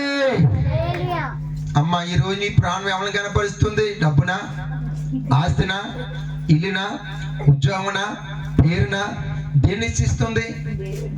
మనము కొంచెం మంచి ఇల్లు ఉందనుకో, అయ్యి బాబా ఈ ఇల్లు నా ప్రాణం, అంతే కదా. కానీ ఈ భూమి మీద ఎంతైనా ఉండొచ్చు, కానీ ఉండడం తప్పేం కాదు, కానీ ఎంత ఉన్నా లేకపోయినా మనకు బలం ఈ భూమి మీద ఉన్నది ఏది కూడా కాదు. మనకి దేవుడే మన బలం, ఆ బలమే మన శాశ్వత కాలం మనకు ఉంటుంది తప్ప ఈ భూమి మీద ఉన్నాయన్నీ కూడా ఇలా వస్తాయి, అలాగే వెళ్ళిపోతాయి. దేవుడికి స్తోత్రం, హల్లెలూయా, హల్లెలూయా, హల్లెలూయా. ఏమంటుంది కన్ని మరియా? నా ప్రాణం యెహోవాను ఘనపరుస్తూ ఉంది. అమ్మా, నువ్వేం చేయాలి? యెహోవాని ఘనపరచాల. నీ ప్రాణం ఏం చేయాలి? యెహోవాను ఘనపరచాల. సంఘం ఏం చేయాలి? యెహోవాను ఘనపరచాల. చావు కూడా ఏం చేయాలి? యెహోవాను ఘనపరచాల. డబ్బును కాదు, నీకు ఉన్నదాన్ని బట్టి కాదు, నీకున్నా లేకపోయినా నువ్వెవరిని కనపరచాలంటే యెహోవాను ఘనపరచాలి. కిందకి, ఆయన తన దాసురాలు దీన స్థితిని కటాక్షించును. హల్లెలూయా. అమ్మా, మనది దీన స్థితి కదా, మనం ఏం గొప్పోళ్ళమా? చెప్పండి. కానీ గొప్పోళ్ళని దేవుడు మనం కటాక్షించాడా? చెప్పండి. దీనులైన మనల్ని, దీనస్థితిని మనల్ని చూసి, మన స్థితిగతులు దేవుడు చూసి మనల్ని దేవుడు ఏం చేశాడు? కటాక్షించాడు, జాలిపడ్డాడు. మనల్ని చూసి దేవుడు జాలి పడ్డాడు కాబట్టి ఈరోజు నీకు ఏమొచ్చింది? రక్షణ వచ్చింది. నువ్వు మంచివాడు అని కాదు, నువ్వు పరిశుద్ధుడు అని కాదు, నువ్వు నీతిమంతుడు అని కాదు, నువ్వు సత్యమంతుడు అని కాదు, నువ్వు చాలా మంచి వ్యక్తిని దేవునికి రక్షణ ఇవ్వలేదు, కటాక్షించలేదు, జాలి పడలేదు. ఎందుకు నిన్ను చూసి జాలి పడ్డాడంటే నీ దీన స్థితిని చూసి దేవుడు నిన్ను కటాక్షించును. మరియమంటుంది ఎంతో మంది కన్నీళ్ళు ఉన్నారు నాలాంటి వారు భూమి మీద, కానీ దేవుడు ఎవరిని కటాక్షించలేదు. కానీ నా దీన స్థితిని చూసి నా దేవుడు నన్ను కటాక్షించాడు. ఆమేన్, హల్లెలూయా, హల్లెలూయా. నా దీన స్థితిని చూసి నన్ను దేవుడు కటాక్షించాడు. నా ప్రాణం యెహోవాను ఘనపరుస్తుంది. ఆయన దీన స్థితిని చూసి నన్ను కటాక్షించాడు. మూడోది, నా ఆత్మ దేవుని యందు ఆనందించెను. నా ఆత్మ నా రక్షకుడైన దేవుడి యందు ఆనందించుచు ఉన్న తమలోని స్తోత్రం చెప్పండి గట్టిగా గట్టిగా గట్టిగా గట్టిగా. హల్లెలూయా. నీ ఆత్మ ఎవరి యందు ఆనందించాలి? నీలో ఎవడున్నాడు? రక్షకుడు ఉన్నాడు. ఆ రక్షణ బట్టి నువ్వు ఏం చేయాలి? ఇప్పుడు ఆనందించాలి. ఉన్నా లేకపోయినా దేవుడు ఆత్మ నాలో ఉంది, దేవుడు నన్ను రక్షించుకున్నాడు అని నువ్వు నేను మనందరం కూడా ఈ భూమి మీద ఏం చేయాలంటే ఆనందించాలంట. నాకేమీ లేదని ఆడకూడదు. ఏమున్నా లేకపోయినా దేవుడు నన్ను రక్షణ ఇచ్చాడు, ఏమున్నా లేకపోయినా దేవుడు నాకు ఆనందాన్ని ఇచ్చాడు. కొంతమందికి అన్నీ ఉంటాయి, ఆనందం ఉండదు. కొంతమందికి అన్నీ ఉంటాయి, సమాధానం ఉండదు. కొంతమందికి అన్నీ ఉంటాయి, ఆరోగ్యాలు ఉండవు. కొంతమందికి అన్నీ ఉంటాయి, ఐక్యత ఉండదు. కానీ నీకు నాకు ఏమి ఇచ్చాడు? దేవుడు రక్షణ ఇచ్చాడు, ఆనందాన్ని ఇచ్చాడు, సంతోషాన్ని ఇచ్చాడు, బలముని ఇచ్చాడు. హల్లెలూయా. అందుకని మనం దేవుడి యందే మనం ఆనందించాలి. దేవుడికి స్తోత్రం. హల్లెలూయా, హల్లెలూయా, హల్లెలూయా. మూడో అనుభవం ఏంటంటే రక్షణ అనుభవంలోకి మనం రావాలి. రక్షణ అనుభవంలోకి వచ్చినప్పుడు పరిస్థితులు ఎలా ఉంటాయంటే చూద్దాం. మత్తయి సువార్త 5వ అధ్యాయం 11, 12 వచనాలు కనిపిస్తుంది. త్వరగా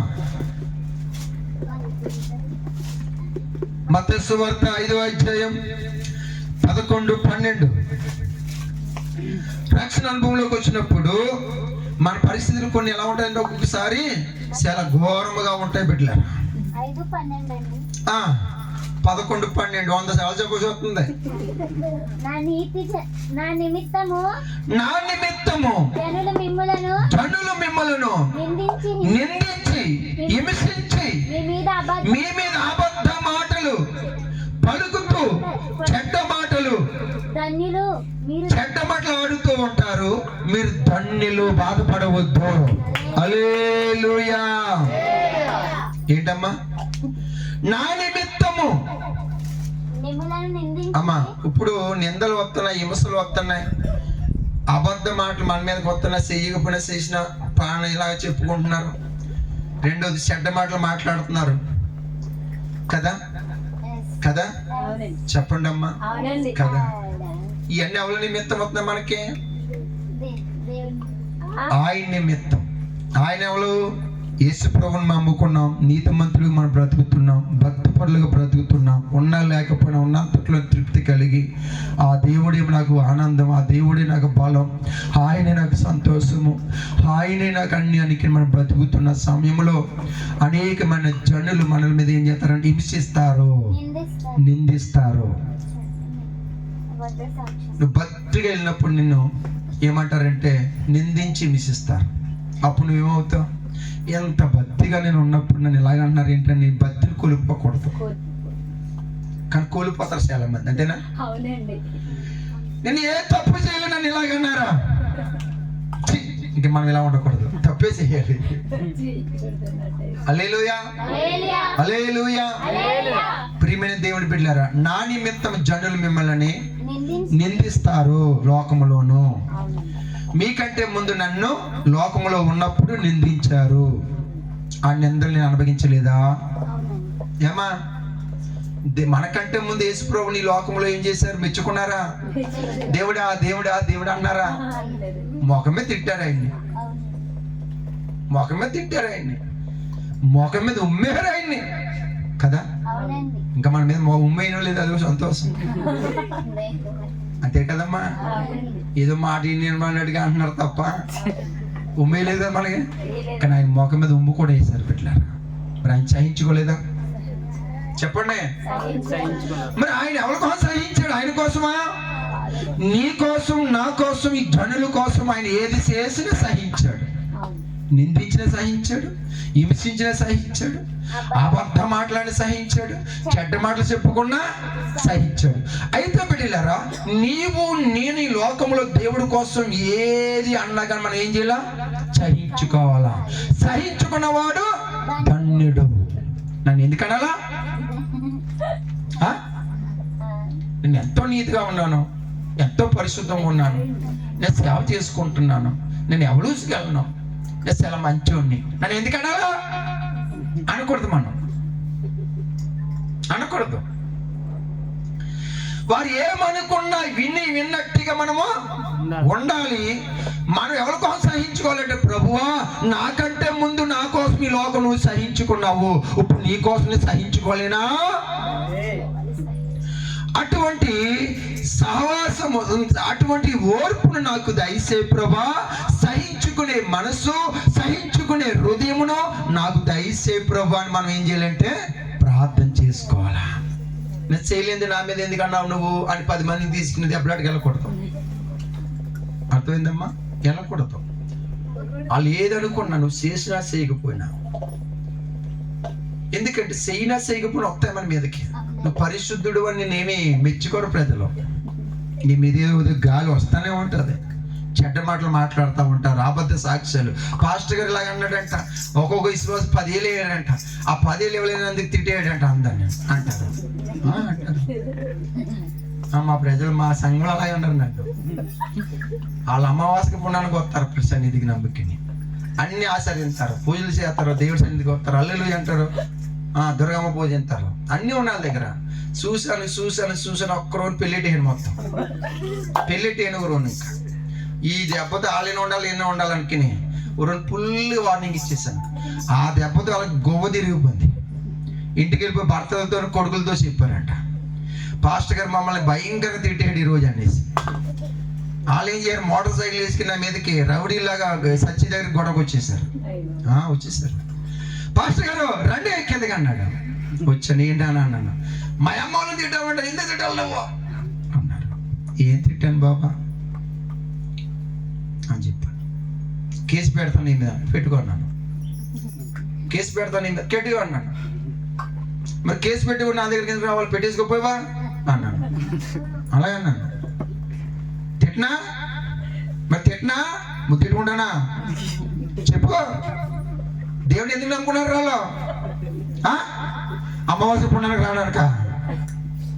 యాసదారు భక్తి చేయడానిక? నటించడం అంటే భక్తి అంటే నటించినవా? అటువంటి వాళ్ళు ఎందుకు నమ్ముకోవాలా? మానేపోరా? ఎవరు నమ్ముకోమన్నారు మిమ్మల్ని అని నేను కొంచెం గట్టిగా మాట్లాడాను.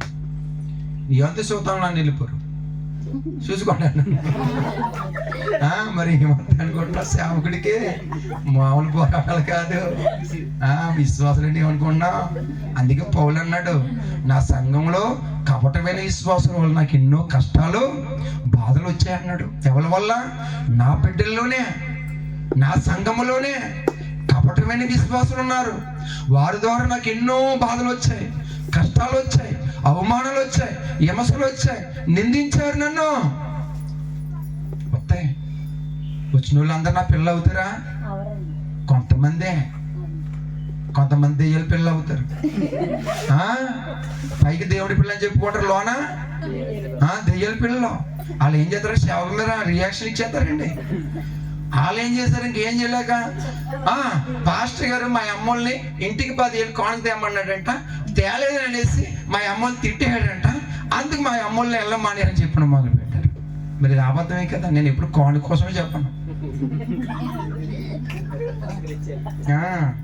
నేను కోన కోసం ఎప్పుడు మెసేజ్ మీ బయటకు వచ్చినప్పుడు ఇప్పుడు దశమలగా చెప్పాను మీకు 3 సంవత్సరమే మీ మధ్యకి వస్తున్నాను నేను. ఇప్పుడే మీరు కోనలు ఎత్తున్నారా లేదని అడిగానా? దశమలగం వాక్యం చెప్పానా?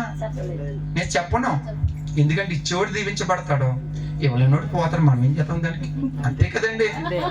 నీ మనసులో లేదు బాబా, ఎవరా అంటాను ఎత్తావా తిట్టుకుంటావు, అది నీ మనసులో ఉండాలా. వాక్యానికి అయికోనాలా. దేవుణ్ణి నమ్ముకున్న బిడ్డలం కాబట్టి వాక్యాన్ని బట్టి మనం వెళ్ళకపోతే మనకు నష్టం వస్తుందేమో. వాక్యాన్ని బట్టి మనం బ్రతకాలని నీకు ఉండాలి. అది చెప్పినంత రా నీకేం వచ్చేది. పాస్టర్ గారికి కాకేశ్వరే 10,000 ఎవరు అంటే ఇచ్చేస్తావు నువ్వు ఇవ్వో. దేవుడు నీతో మాట్లాడి నీకు వేరేపులు పడితే ఇస్తావు, అంతేనా? దానికి దీనికి లింక్ అది. అంతేగాని బోధించేంత రాని మీరు ఇచ్చేస్తే ఈ సంఘం ఎలాగ ఉంటుందంటే బిల్డింగ్ అయిపోద్ది, అంతేనా? అపార్ట్మెంట్ అయిపోద్ది, 4 అయిపోద్ది, 5 అయిపోద్ది, 7 అయిపోద్ది, అయిపోద్ది ఇంకా అలాగా. కానీ అది మనుషులు మన కళకలు పెట్టలేరా. అయితే ఆ నలుగురు ఏం చేశారంటే మొత్తం గొల్లగారు, ఐసేరు, పల్లంకూరు అంతా నమ్మేశారండి. పాస్టర్ గారు ఇది ఇది ఇది ఇది ఆయన ఇది అది డబ్బేశారు. దేవానికి స్తోత్రం, హల్లెలూయా. అలాగే ఉండిపోయాను. మళ్ళీ తర్వాత మా సంఘ పెద్ద వెళ్ళాడు, నాకు తెలియకుండా వెళ్ళి అమ్మ మిమ్మల్ని తిట్టాడు ఏంటి? అందరినీ తిట్టాడు. ఆ 150 మంది సంఘం ఉంది అక్కడ, 150 మందిని తిట్టాడు. అది మీకే ఎందుకు కోపం రావాలి? మీకే ఎందుకు రావాలి కోపం? అందరికి రాలేదు కదా. సరే ఇది అయిపోద్ది, వచ్చేయండి అంటే లేదు పాస్టర్ గారు వచ్చి మా కాళ్ళు పట్టుకుంటే తప్పు అయిపోయిందని క్షమించమని అడిగితే మేము వస్తాము అన్నారు. మరి పెద్ద పరిశుద్ధులలో మరి నేను వెళ్ళిపోయి తప్పు అయిపోయిందేమని చెప్పాలంట. అప్పుడు అన్నాను అటువంటి నాకు రాకపోయినా స్తోత్రం. ఎందుకంటే కలుపు మొక్కలు దేవుడు లాగిపడేయాడు. ఏంటి కలుపు మొక్కలు? ఆ కలుపు మొక్కలు పంట చేలు కలుపు మొక్కలు ఉన్నాయి, ఇంకో పంట అంతా పాడైపోద్ది. కానీ లాగేసాము ఇంకో అక్కడ వాటితోనే పోతా చేను అంతా. అప్పుడు అన్నాను నా సంఘం పంట పాడైపోతుందని దేవుడు కొన్ని కలుపు మొక్కలు ఉన్నాయి, ఆ కలుపు మొక్కలు ఏం చేశాడంటే లాగిపడేయాడు. దేవుడికి స్తోత్రం. అంతే అనేసి నేను నోరు మూసి ఊరుకున్నాను. తర్వాత ఆ నలుగురు కూడా అసలు నష్టపోయారు. సమాధానం కోల్పోయారు, ఆరోగ్యాన్ని కోల్పోయారు, సంపద కోల్పోయారు. ఇప్పటికీ అగ్ని వంటి మహాశ్రమల కుటుంబంలో ఉన్నాయి. భర్త ఇనుపూస ఆపరేషన్, భార్య ఇనుపూస ఆపరేషన్, ఒక ఆవిడకి మోకాలు జబ్బు వచ్చేసింది, 4 లక్షలు అవుతుంది మోకాలు ఆపరేషన్ అన్నదంట. ఇప్పటికీ సమాధానం లేదు.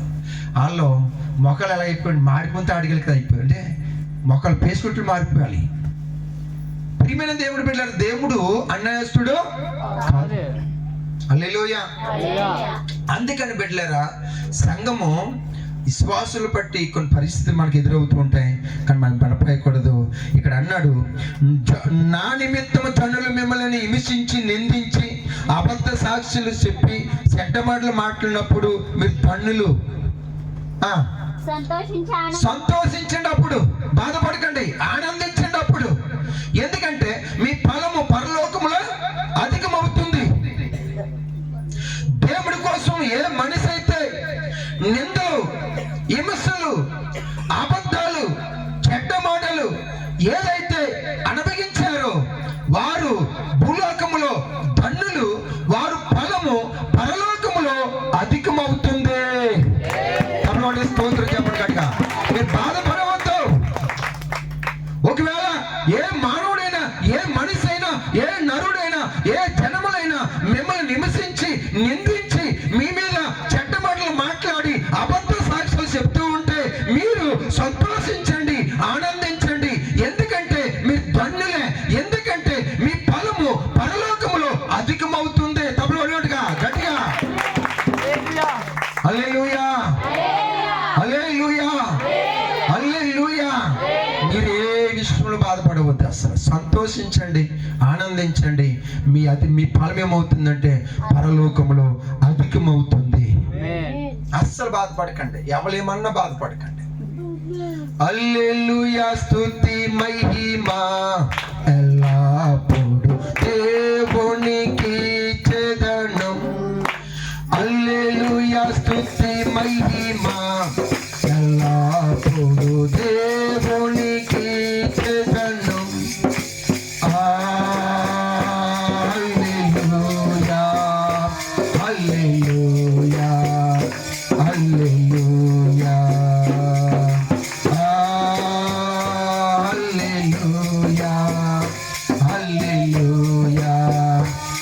హల్లెలూయా హల్లెలూయా స్తుతి మహిమా ఎల్లప్పుడూ దేవునికి చెదను. హల్లెలూయా.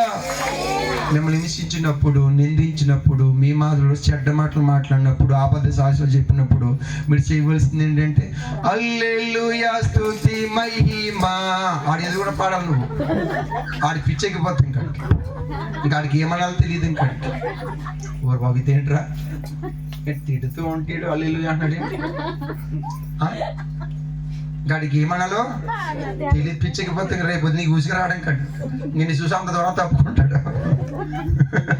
హల్లెలూయా హల్లెలూయా. అంతేగాని మనం బాధపడకూడదు, అది బాధపడకూడదు. ఎందుకంటే నీ ఫలము పరలోకములో అధికమవుతుంది. దేవుడికి స్తోత్రం. హల్లెలూయా హల్లెలూయా. మూడో మాట యోహాను సువార్త 16:33 అన్నాడు, లోకములో మీకు శ్రమలు కలుగునను అయినను ధైర్యం తెచ్చుకొని నేను జయించినట్టుగా మీరు కూడా జయించండి. హల్లెలూయా. అమ్మ మన లోకంలో ఏమవుతాయి? శ్రమలు వస్తాయి. యోహాను సువార్త 16:33 కనిపిస్తూ త్వరగా.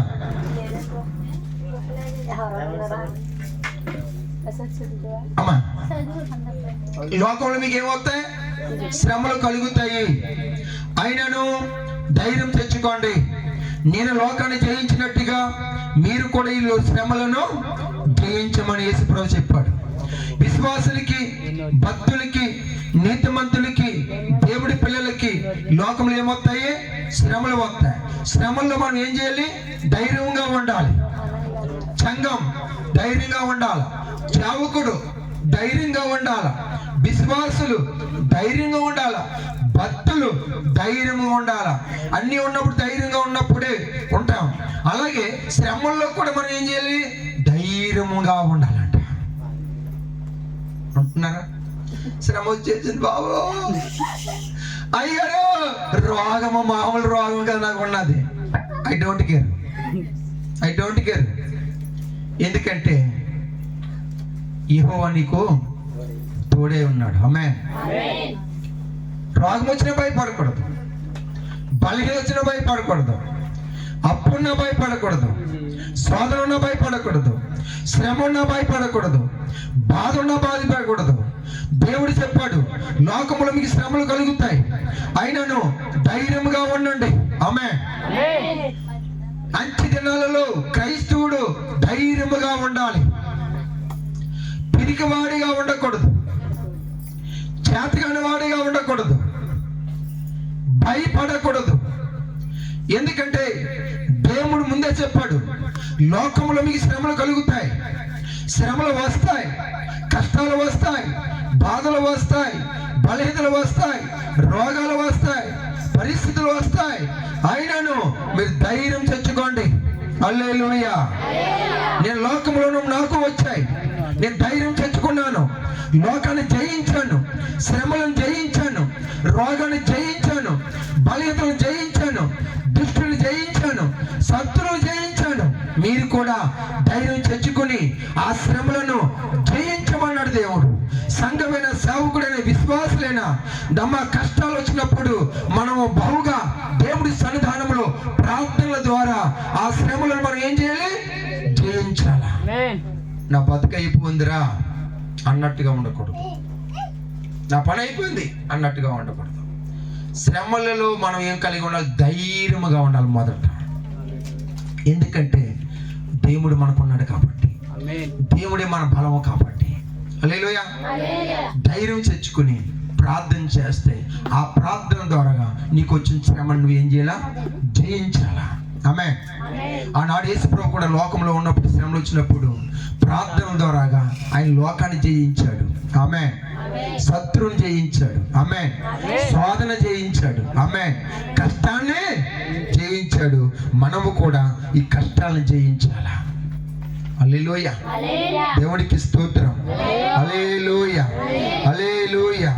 రోమా రాసిన అధ్యాయము 5:3 అంటున్నాడు, త్వరగా చూడాలా. అయితే కాదు శ్రమకి ఓర్పు. ఏంటి? అయితే కాదు శ్రమకి ఓర్పు. రోమ 5:3 కనిపిస్తుంది. అయితే కాదు శ్రమకు ఓర్పు. హల్లెలూయా. సంఘంలో ఉన్న విశ్వాసులకైనా సేవకుడికైనా మనకైనా ఎవరికైనా క్రైస్తవులకి శ్రమలో ఏముండాలా? ఓర్పు ఉండాలండి. ఉందమ్మా? కుటుంబాలకు మీకు ఏముండాలా? ఓర్పు ఉండాలా? అమ్మా, ఓర్పు ఉంట ద్రోహ కార్యాలు జరగకుండా ఆపుతుందంట. ఈరోజు ఓర్పు లేకపోవడం వల్ల ఎంతో మంది ఆత్మశేషికి చచ్చిపోతున్నారు కదా. శ్రమలు జయించలేక, బాధలను జయించలేక, పరిస్థితులు తట్టుకోలేక, ఓర్చుకోలేక, ఓర్పు కలిగి జీవించలేక, ఇంకా మనకు స్వాభ్య మార్గం ఇంకా మనకు ఏమీ లేదని చాలా మంది దేశంలో ఏమవుతున్నారమ్మా? చచ్చిపోతున్నారు, ఆత్మ చేసుకుంటున్నారు, సముద్రాలు దూకేస్తున్నారు, గోదాట్లో దూకేస్తున్నారు, ఉరేసుకుంటున్నారు, పురుగుల మంది తాగేస్తున్నారు కదండి. కానీ క్రైస్తవుడికి ఏముండాలి? శ్రమలు వస్తాయి. ఆ శ్రమల్లో మీరు ఏం చేయాలంటే ఓర్పు కలిగి ఉండాలి. లోకంలో ఉన్నప్పుడు నాకు శ్రమ వచ్చింది, నేను ఓర్చుకున్నాను మీకోసం. మీరు లోకంలో ఉన్నప్పుడు శ్రమ వస్తుంది, మీరు కూడా నా కోసం ఏం చేయాలా? ఓర్చుకోవాలి. క్రైస్తవులు ఓర్పు ఉందా మరి? మనకి రారని కత్తి తీస్తున్నావా? చెప్పండి. ఓర్చుకోవాలమ్మా. అమ్మా, యజమానులారా, కుటుంబం యజమానురాళ్ళు ఉంటారు, వాళ్ళకి ఏముండాలా? ఓర్పు. భర్త ఇది అంటాడు, భార్యకి ఏముండాలా? ఓర్పు ఉండాలా. భార్య భర్తని ఇది అంటది, భర్త ఏం చేయాలా? నన్ను ఎందుకు అంటావా? ఓర్చుకోవాలా. తల్లిదండ్రులు ఏదో బాధ చెప్పి పిల్లలు తిడతా ఉంటారు, పిల్లలు ఏం చేయాలా? ఓర్చుకోవాలి. మా అమ్మ నాన్న ఎందుకు తిట్టాలా, మా నాన్న ఎందుకు తిట్టాలా అనుకోకూడదు. హల్లెలూయా. అందుకే అన్నాడు శ్రమకి ఓర్పు. ప్రియమైన క్రైస్తవుడా, ప్రియమైన దేవుడి బిడ్డ, ప్రియమైన సహోదరుడా, సహోదరి, సేవకుడా, సేవకురాలా, లోకములో మీకు శ్రమలు వస్తాయి, జయించండి, ధైర్యం తెచ్చుకోమంటున్నాడు. ఇక్కడ అంటున్నాడు ఓర్పు, ఓర్చుకోండి. హల్లెలూయా. రెండోది ఓర్పు పరీక్షను, ఓర్పుకి పరీక్ష, పరీక్ష నిరీక్షణను, పరీక్షకి నిరీక్షణ కలుగుజేయనని ఎరిగి శ్రమలయందు అతిశయపడాలంట. దేవుడికి స్తోత్రం. హల్లెలూయా. శ్రమల్లో మనం అతిశయపడాలంట, దేవుడి యందు అతిశయపడాలంట. ఈ శ్రమ నన్ను ఏం చేద్దే, నా దేవుడు నాకు ఉన్నాడని మనం దేవుడిని జ్ఞాపకం చేసుకుని దేవుడి యందు మనము అతిశయ కలిగి ఉండాలంట. దేవుడికి స్తోత్రం. దేవుడు ఒక్కొక్కసారి శ్రమలు వచ్చినప్పుడు నువ్వు ఎలా ఉంటావని నీకు పరీక్షిస్తూ ఉంటాడు. ఆ పరీక్ష నిరీక్షణ. హల్లెలూయా. అప్పుడు మనం ఏం చేయాలి? నిరీక్షణ కలిగి ఉండాలి. దేవుడికి స్తోత్రం. నిరీక్షణ అనగా కనిపెట్టుకుని దేవుడి కోసం మనసు చూడాలంట. దేవుడికి స్తోత్రం. అయితే ఎన్ని శ్రమలు వచ్చినా, ఎన్ని నష్టాలు వచ్చినా, ఎన్ని కష్టాలు వచ్చినా, ఎన్ని శోధనలు వచ్చినా, ఎటువంటి పరిస్థితులు దేవుడు నీకు ఇచ్చినా ఎందుకు ఇచ్చాడు అంటే లాస్ట్ మాట ముగించాను. రోమ 8:28 లాస్ట్ మాట మనకు కనిపిస్తూ ఉంది.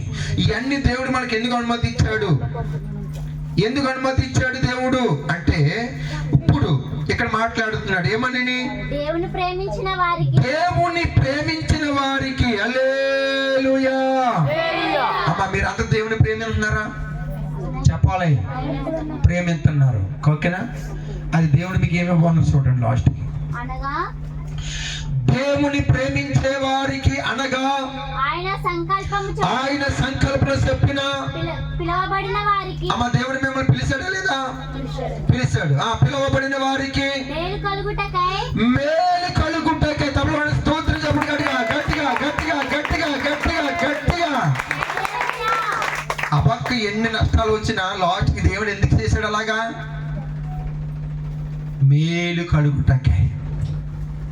హల్లెలూయా. హల్లెలూయా. హల్లెలూయా. అమ్మా, నువ్వు దేవుని ప్రేమిస్తున్నావు, ఆయన సంకల్పం చెప్పు నేను పిలవబడ్డావు. కానీ దేవుడు నీకు ఎందుకు పిలిచాడంటే మేలు చేయడానికి పిలిచాడు. ఈ శ్రమ ఎందుకు వచ్చింది నీకు? రాబోయే దినాల్లో నీకు మేలు కలగడానికి శ్రమ వచ్చింది. భయపడకు. శ్రమ రావడమే మంచిది. ఏంటమ్మా? శ్రమకు ముందు ఏముంటది? కీడికి ముందు మేలు. అంతేనా? శ్రమ లేనిదే ఆశీర్వాదం లేదు. కీడు అనుభవించుకుంటే మేలు అన్నది చూడలేము. అందుకని ఏ క్రైస్తవుడైనా భూమి మీద శ్రమలు అనుభవిస్తూ ఉన్నాడంటే రాబోయే భవిష్యత్తులో నీకు గొప్ప ఉన్నతమైన స్థితి దేవుడు నీకు ఇవ్వడానికే అనుమతి ఇచ్చాడు. ఆమేన్. యోబుని శ్రమలకు అనుమతి ఇచ్చాడు కదా. తర్వాత ఏం చేశాడు? రెండంతలుగా దీవించాడు. ఆ శ్రమ లేకపోతే రెండంతల ఆశీర్వాదం వచ్చినా రాదు. అందుకని శ్రమలు వచ్చినంతరాన్ని మనం ఏమాత్రం కూడా భయపడకూడదు. దేవుడికి స్తోత్రం. హల్లెలూయా, హల్లెలూయా, హల్లెలూయా. దేవుడు ఎందుకు నేను పిలిచాడు? నీకు మేలు చేయడానికే. కిందకేమన్నాడు? సమస్తమును సమకూర్చి జరుగుచున్నవని ఎరుగుదుము. హల్లెలూయా. మేలు జరుగుతుందని మనం ఎరుగుదుము. కీడు వచ్చిందంటే ఆ కీడు మేలుకే వచ్చిందని మనం ఎరుగుదుము కదా అని పౌలు భక్తుడు రోమా రాసిన అధ్యాయంలో మాట్లాడుతూ ఉన్నాడు. బిడ్డలారా, ఒకవేళ నువ్వు యేసు ప్రభు బిడ్డగా పిలవబడి ఆయన సంకల్పన చొప్పున పిలవబడి ఆయన ప్రేమించిన వ్యక్తివైతే, ఒకవేళ శ్రమలు వచ్చినా, కష్టాలు వచ్చినా, నష్టాలు వచ్చినా, ఎటువంటి పరిస్థితులు నీకు వచ్చినా నువ్వే విషయంలో భయపడవద్దు. ఓర్పు కలిగి, సహనము కలిగి, నిరీక్షణ కలిగి ఉండు. ఎందుకంటే ఆ శ్రమ ఎందుకు వచ్చింది, ఆ కీడు ఎందుకు వచ్చిందంటే నీకు రాబోయే దినములో దేవుడు నీ పట్ల ఒక ఉన్నతమైన మేలులో నిన్ను దేవుడు చేయడానికి వచ్చాడమ్మా. అర్థమైందా? ఈరోజు నువ్వు దేవుడి కోసం కష్టం అనుభవిస్తే రేపు నువ్వు దేవుడి కోసం ఏం అనుభవిస్తావు? ఆశీర్వాదం నువ్వు అనుభవిస్తావు. అస్సలు భయపడకుండా. హల్లెలూయా, హల్లెలూయా. సమస్తమును సమకూర్చి జరుగుతున్నాయని మీరు ఎరుగుదురు కదా. మేలు జరుగుతుంది. ఆమేన్, ఆమేన్, ఆమేన్. మేలు జరుగుతూ ఉంది. ఆమేన్, హల్లెలూయా. అయితే బిడ్డలారా, అబాకును దేవుడు ఎన్ని నష్టాలు వచ్చినా చివరికి ఉంచాడు? ఒక ఉన్నతమైన స్థలం మీద నడిపించిన దేవుడు. అంటే ఆయన కోసం ఎవరైతే కష్ట నష్టాలు అనుభవిస్తారో వాళ్ళ దేవుడు ఒక ఉన్నతమైన స్థాయిలోకి తీసుకెళ్తాడు. బిడ్డలారా, భయపడకండి. ఓకేనా? ధైర్యంగా ఉండండి. ఆమేన్, హల్లెలూయా, హల్లెలూయా. ధైర్యాన్ని కోల్పోవద్దు. హల్లెలూయా. ఏది చేసినా నా బతికింతే, ఏది ఫలించడం లేదు అనుకోవద్దు. ఒక్క దినం దేవుడు నిన్ను ఉన్నతమైన స్థలాల్లో తీసుకెళ్ళవచ్చు.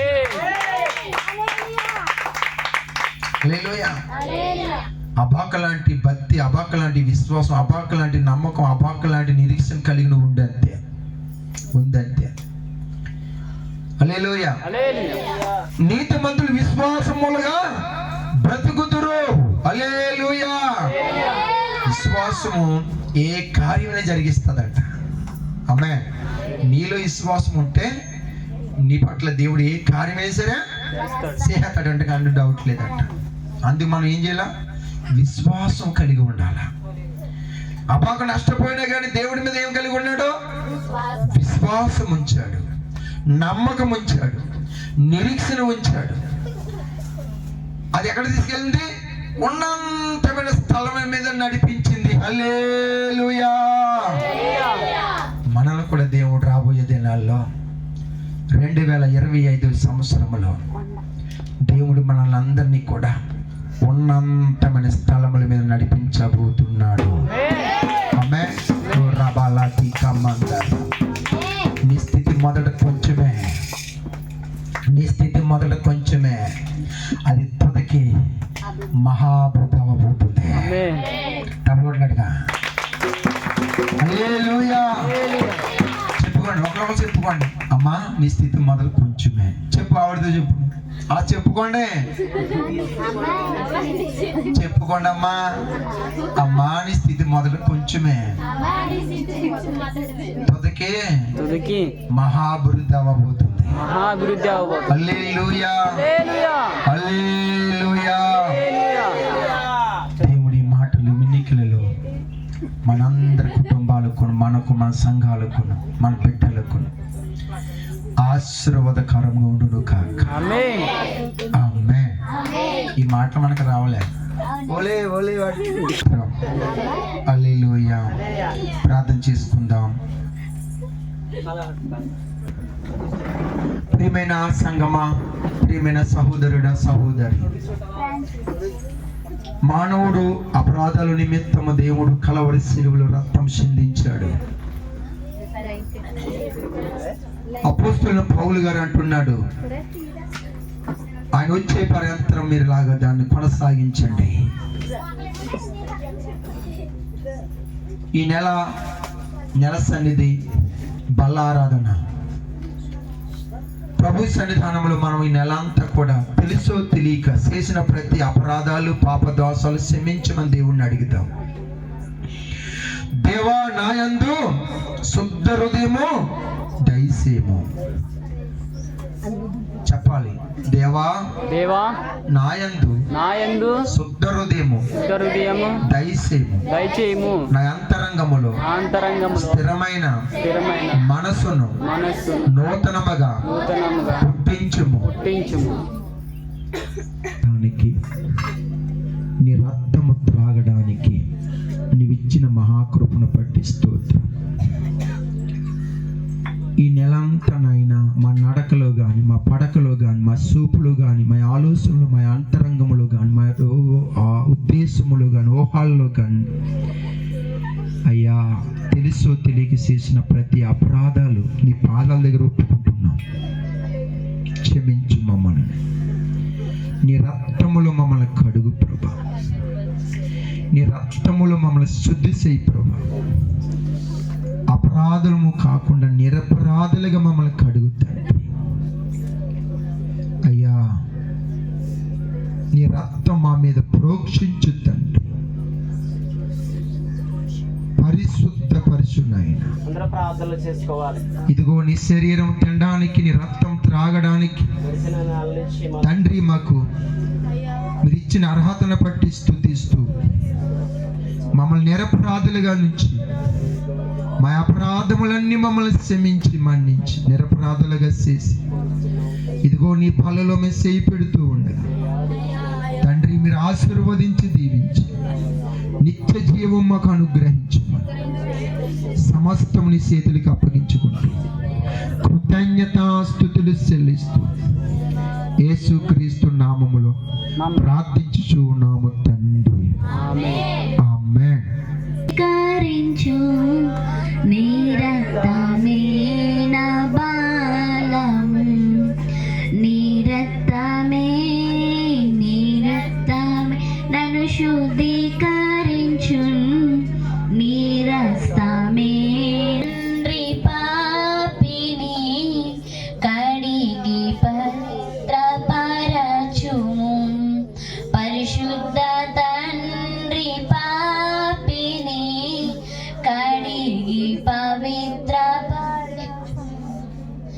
నీ రక్తమే నన్ను శుద్ధీకరించు, నీ రక్తమే నా పాదములు, నీ రక్తమే నన్ను శుద్ధీకరించు, నీ రక్తమే నా పాదము. నశించు వారికి నీ సిలువ,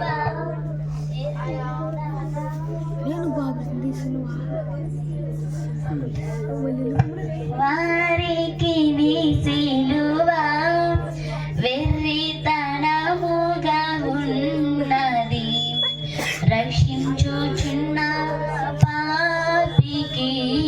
పరిశుద్ధమైన పరలోకపు తండ్రి, మమ్మల్ని ప్రేమించి మా కొరకు సిలువలో ఏలాడబడి మా పాపముల నిమిత్తం రక్తము కార్చి ప్రాణం పెట్టిన నాదా, యేసు నాదానికి వందనాలు. ఈ దినాన్ని ప్రభా ఈ సన్నిధి, నెల సన్నిధి, ఈ బల్లారాధన జ్ఞాపకం చేసుకోండి ప్రభా. నీ ప్రజలుగా కూడి నీ శరీరం తినడానికి, నీ రక్తం త్రాగడానికి సిద్ధపడి నీ సన్నిధానంలో మేము ఉన్నాం. ప్రభా, నిత్య జీవం మాకు దయచేయండి. సంఘముగా మమ్మల్ని సిద్ధపరచండి. నీ రాజ్యానికి మమ్మల్ని తీసుకుని వెళ్ళండి ప్రభా. తండ్రి, మా దేహాలకి సంపూర్ణమైన ఆరోగ్యం ఇవ్వండి దేవా. మాయందు శుద్ధ హృదయం తీసుకోండి.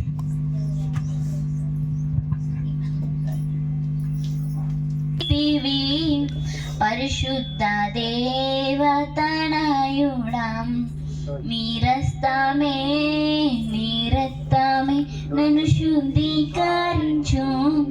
నీరస్తమే నా పాదము పంది వలె పొర్లి నన్ను కుక్కవలే తిరిగి నన్ను పంది వలె పొర్లి నన్ను కుక్కవలే తిరిగి నన్ను ప్రేమతో చేర్చుకొంటివి. ప్రేమ నీకే స్తోత్రం. ప్రేమతో నన్ను చేర్చుకుంటే ప్రేమ హర్హోడా నీకే. అలా పాడుతున్నాడు పాట.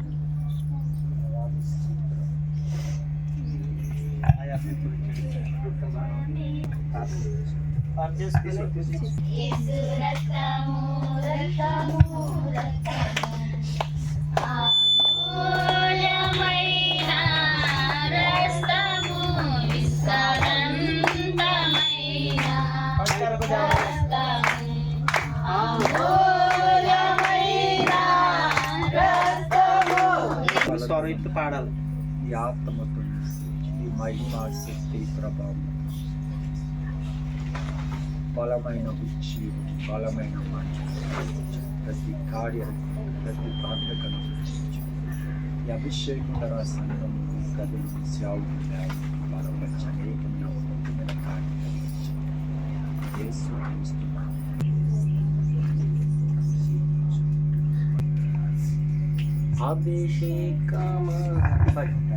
అభిషేకము నన్ను దీవింపమా, పైకి దిగి రమ్మయ్యా. అభిషేకమా నా అభిషేకమా నన్ను దీవింపమా, పైకి దిగకు భయమే లేదు. నేను దావీదు వలె ఉందును, గొల్యాతును పడగొనా. అభిషేకమా నన్ను దీవింపనాలోకి దిగి రమ్మయ్యా. అభిషేకమా అభిషేకమా నన్ను దీవింపనాలోకి దిగి రమ్మయ్యా. అంటే ఇదిగో ఈ పిల్లోడి గురించి అండి. ఈ పిల్లోడికి అయితే మామూలుగా జ్వరం వచ్చింది అనుకున్నాం. మేమైతే మామూలుగా ఇంటికాడ హాస్పిటల్కి అయితే చూపించాము, 2-3 హాస్పిటల్కి. అయినా సరే ఈ పిల్లోడికి జ్వరం తగ్గేది కాదు, తగ్గినా మళ్ళీ వచ్చేసేది. పిల్లోడు మాత్రం ఇలా నడిచి తిరిగేవాడు కాదు, అలాగే పడుకునేవాడు మంచం మీద. మేము ట్యాబ్లెట్లు వేస్తున్నాం కదా, దానివల్ల మగత మీద అలా పడుకుంటున్నాడేమో అనేసి అలాగే ట్యాబ్లెట్లు వేసి ఆహారం అయి పెడతా ఉంటా. అలా ఉంచేసాము. ఓ రోజునైతే నాకెందుకో మనసులో అదోలాగా అయిపోయింది, నీరసంగా అదోలాగా అయిపోయి మా ఆయన పనికి వెళ్ళిపోయాడు. పనికి వెళ్ళిపోతే పిల్లోడు ఇంకా పొద్దుటి నుంచి ఏమీ తినలేదు. తినపోయేసరికి మా అత్త పనిలోకి వెళ్ళి వచ్చింది. అత్త పిల్లోడు ఏమీ తినలేదు, పొద్దు నుంచి లేగలేదు. మరి ఎందుకు ఇలా పడుకున్నాడో తెలియదు అనేసి అన్నాను. అంటే సర్లే మా అత్త ఇంకా లేట్ చేయొద్దు, పెద్ద హాస్పిటల్ తీసుకెళ్ళిపోదాము అన్నది. సర్లే అనేసి వెళ్ళిపోయే టైంకి వెంకటలక్ష్మి మామ వచ్చింది. వచ్చి ఏమైంది పిల్లోడికి వెళ్ళాలి అడిగింది. అప్పుడు పాశ్రం గారు సచివతి గారు ఫోన్ చేశారు. ఫోన్ చేసి ఏమైందమ్మా పిల్లోడికి అంటే ఇలా అయిందని, పడుకున్నాడు జ్వరం అనేసి అంటే ఆవిడ అప్పుడే చెప్పేసారు, పిల్లోడికి ఏమీ కాదు, బాగానే ఉన్నాడు, మీరైతే భయపడమాకండి, చీకటి బందీకాలు బాగా ఎక్కువగా ఉన్న పిల్లోడికి అన్నారు. నేను బాధలో ఉండి ఏదో అనుకున్నాను. సరే సరే అనేసి ప్రార్థన చేసుకుని వెళ్ళిపోయాను. ఆవిడ మా పాలకొల్లు చిన్నపిల్లల హాస్పిటల్ తీసుకెళ్తారు, భీమవరం తీసుకెళ్ళిపోయాడు. బాగా సీరియస్ పిల్లోడు. పిల్లోడు మిల్ల కింద పెట్టేస్తున్నాడు, బాగానే పిట్స్ వ్యాధి కింద వచ్చేసింది అనేసి అన్నారు. మా పిల్లోడికైతే ఎప్పుడు పిట్స్ లేదండి. పుట్టిన కాడ నుంచి ఎంతో ఆరోగ్యంగా ఉన్నారు. దేవుడు అట్టి విధంగా ఉంచాడు మా పిల్లల్ని. మరి ఆ టైంలో మరి ఎందువల్ల వచ్చిందో పిట్స్ నాకైతే తెలియదు, కానీ తీసుకెళ్ళిపోయాము. తీసుకెళ్ళిపోయిన 2 రోజులు టెస్ట్ లైక్ చేశారు, బాగానే ఉన్నాడు అంట. మళ్ళీ రూమ్కి షిఫ్ట్ చేశారు ఐసీలో నుంచి. మళ్ళీ మధ్యాహ్నానికి సీరియస్ అయిపోయాడు. సీరియస్ అయిపోతే మళ్ళీ వెంటనే డాక్టర్ అమ్మ ఐసీలో తీసుకెళ్ళిపోయింది. ఇంక పిల్లోడు ఇలా మగతలు ఎక్కువ కాలం ఉండకూడదు, ఇలా ఎందుకు పడుకుంటున్నాడు అస్తమాలని అనేసి బుర్ర స్కానింగ్ తీసుకెళ్ళమన్నారు. బుర్ర స్కాన్ 5:30కి తీసుకెళ్తే 5:30కి తీసుకెళ్ళాము. తీసుకెళ్తే డాక్టర్ గారు మా దగ్గరికి లేరు. పిల్లోడైతే ఇలాగే నా చేతిలో ఉన్నాడు. ఇలాగా ఉంటేనే ఎంతో బాధ, ఏం చేయాలో తెలియలేదు. అలా పిల్లోడిని ఇచ్చుకొని అలాగే ఎడతా కూర్చున్నాను. అదే టైంలో వచ్చి డాక్టర్ గారు మొత్తం ఇచ్చేసి తీసుకెళ్ళిపోయారు లోనికి. ఇంకా అలాగే కూర్చొని ఎడుతుంటే మళ్ళీ ఈ సత్యవతి పాశ్రం గారు మళ్ళీ ఫోన్ చేశారు. మళ్ళీ ఫోన్ చేసి అప్పుడే విశ్వాసంతో ప్రార్థన చేశాను. ప్రార్థన చేత ఆవిడ, మా పిల్లోడికి అయితే ఏమీ లేదు, నువ్వు బాధపడు, మాకు బుర్ర స్కానింగ్లు చేస్తున్నారు, అయినా రిపోర్ట్లు ఏమీ రాదు అని చెప్పేశారు. చెప్పేస్తే నేను సరే అండి ప్రార్థన చేయండి అని అప్పుడు అన్నారు.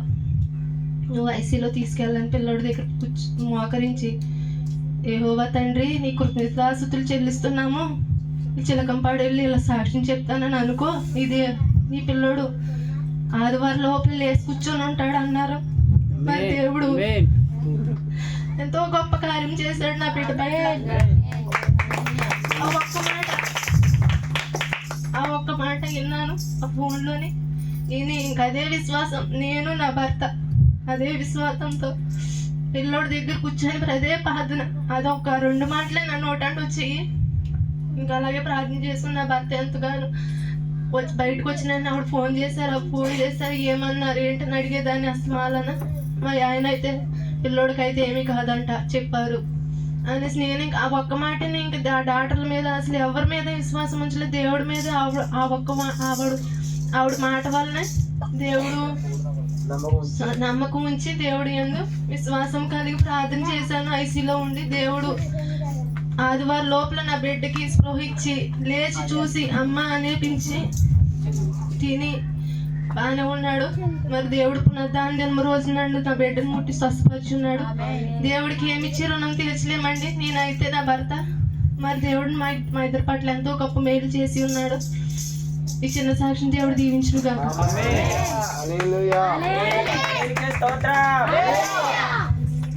మరి చక్కగా దేవుళ్ళు మంచిగా ఆత్మీయంగా ఉండేవారండి. అంటే నాకు చాలా ఇష్టం చిన్నపిల్లల కాడి నుంచి.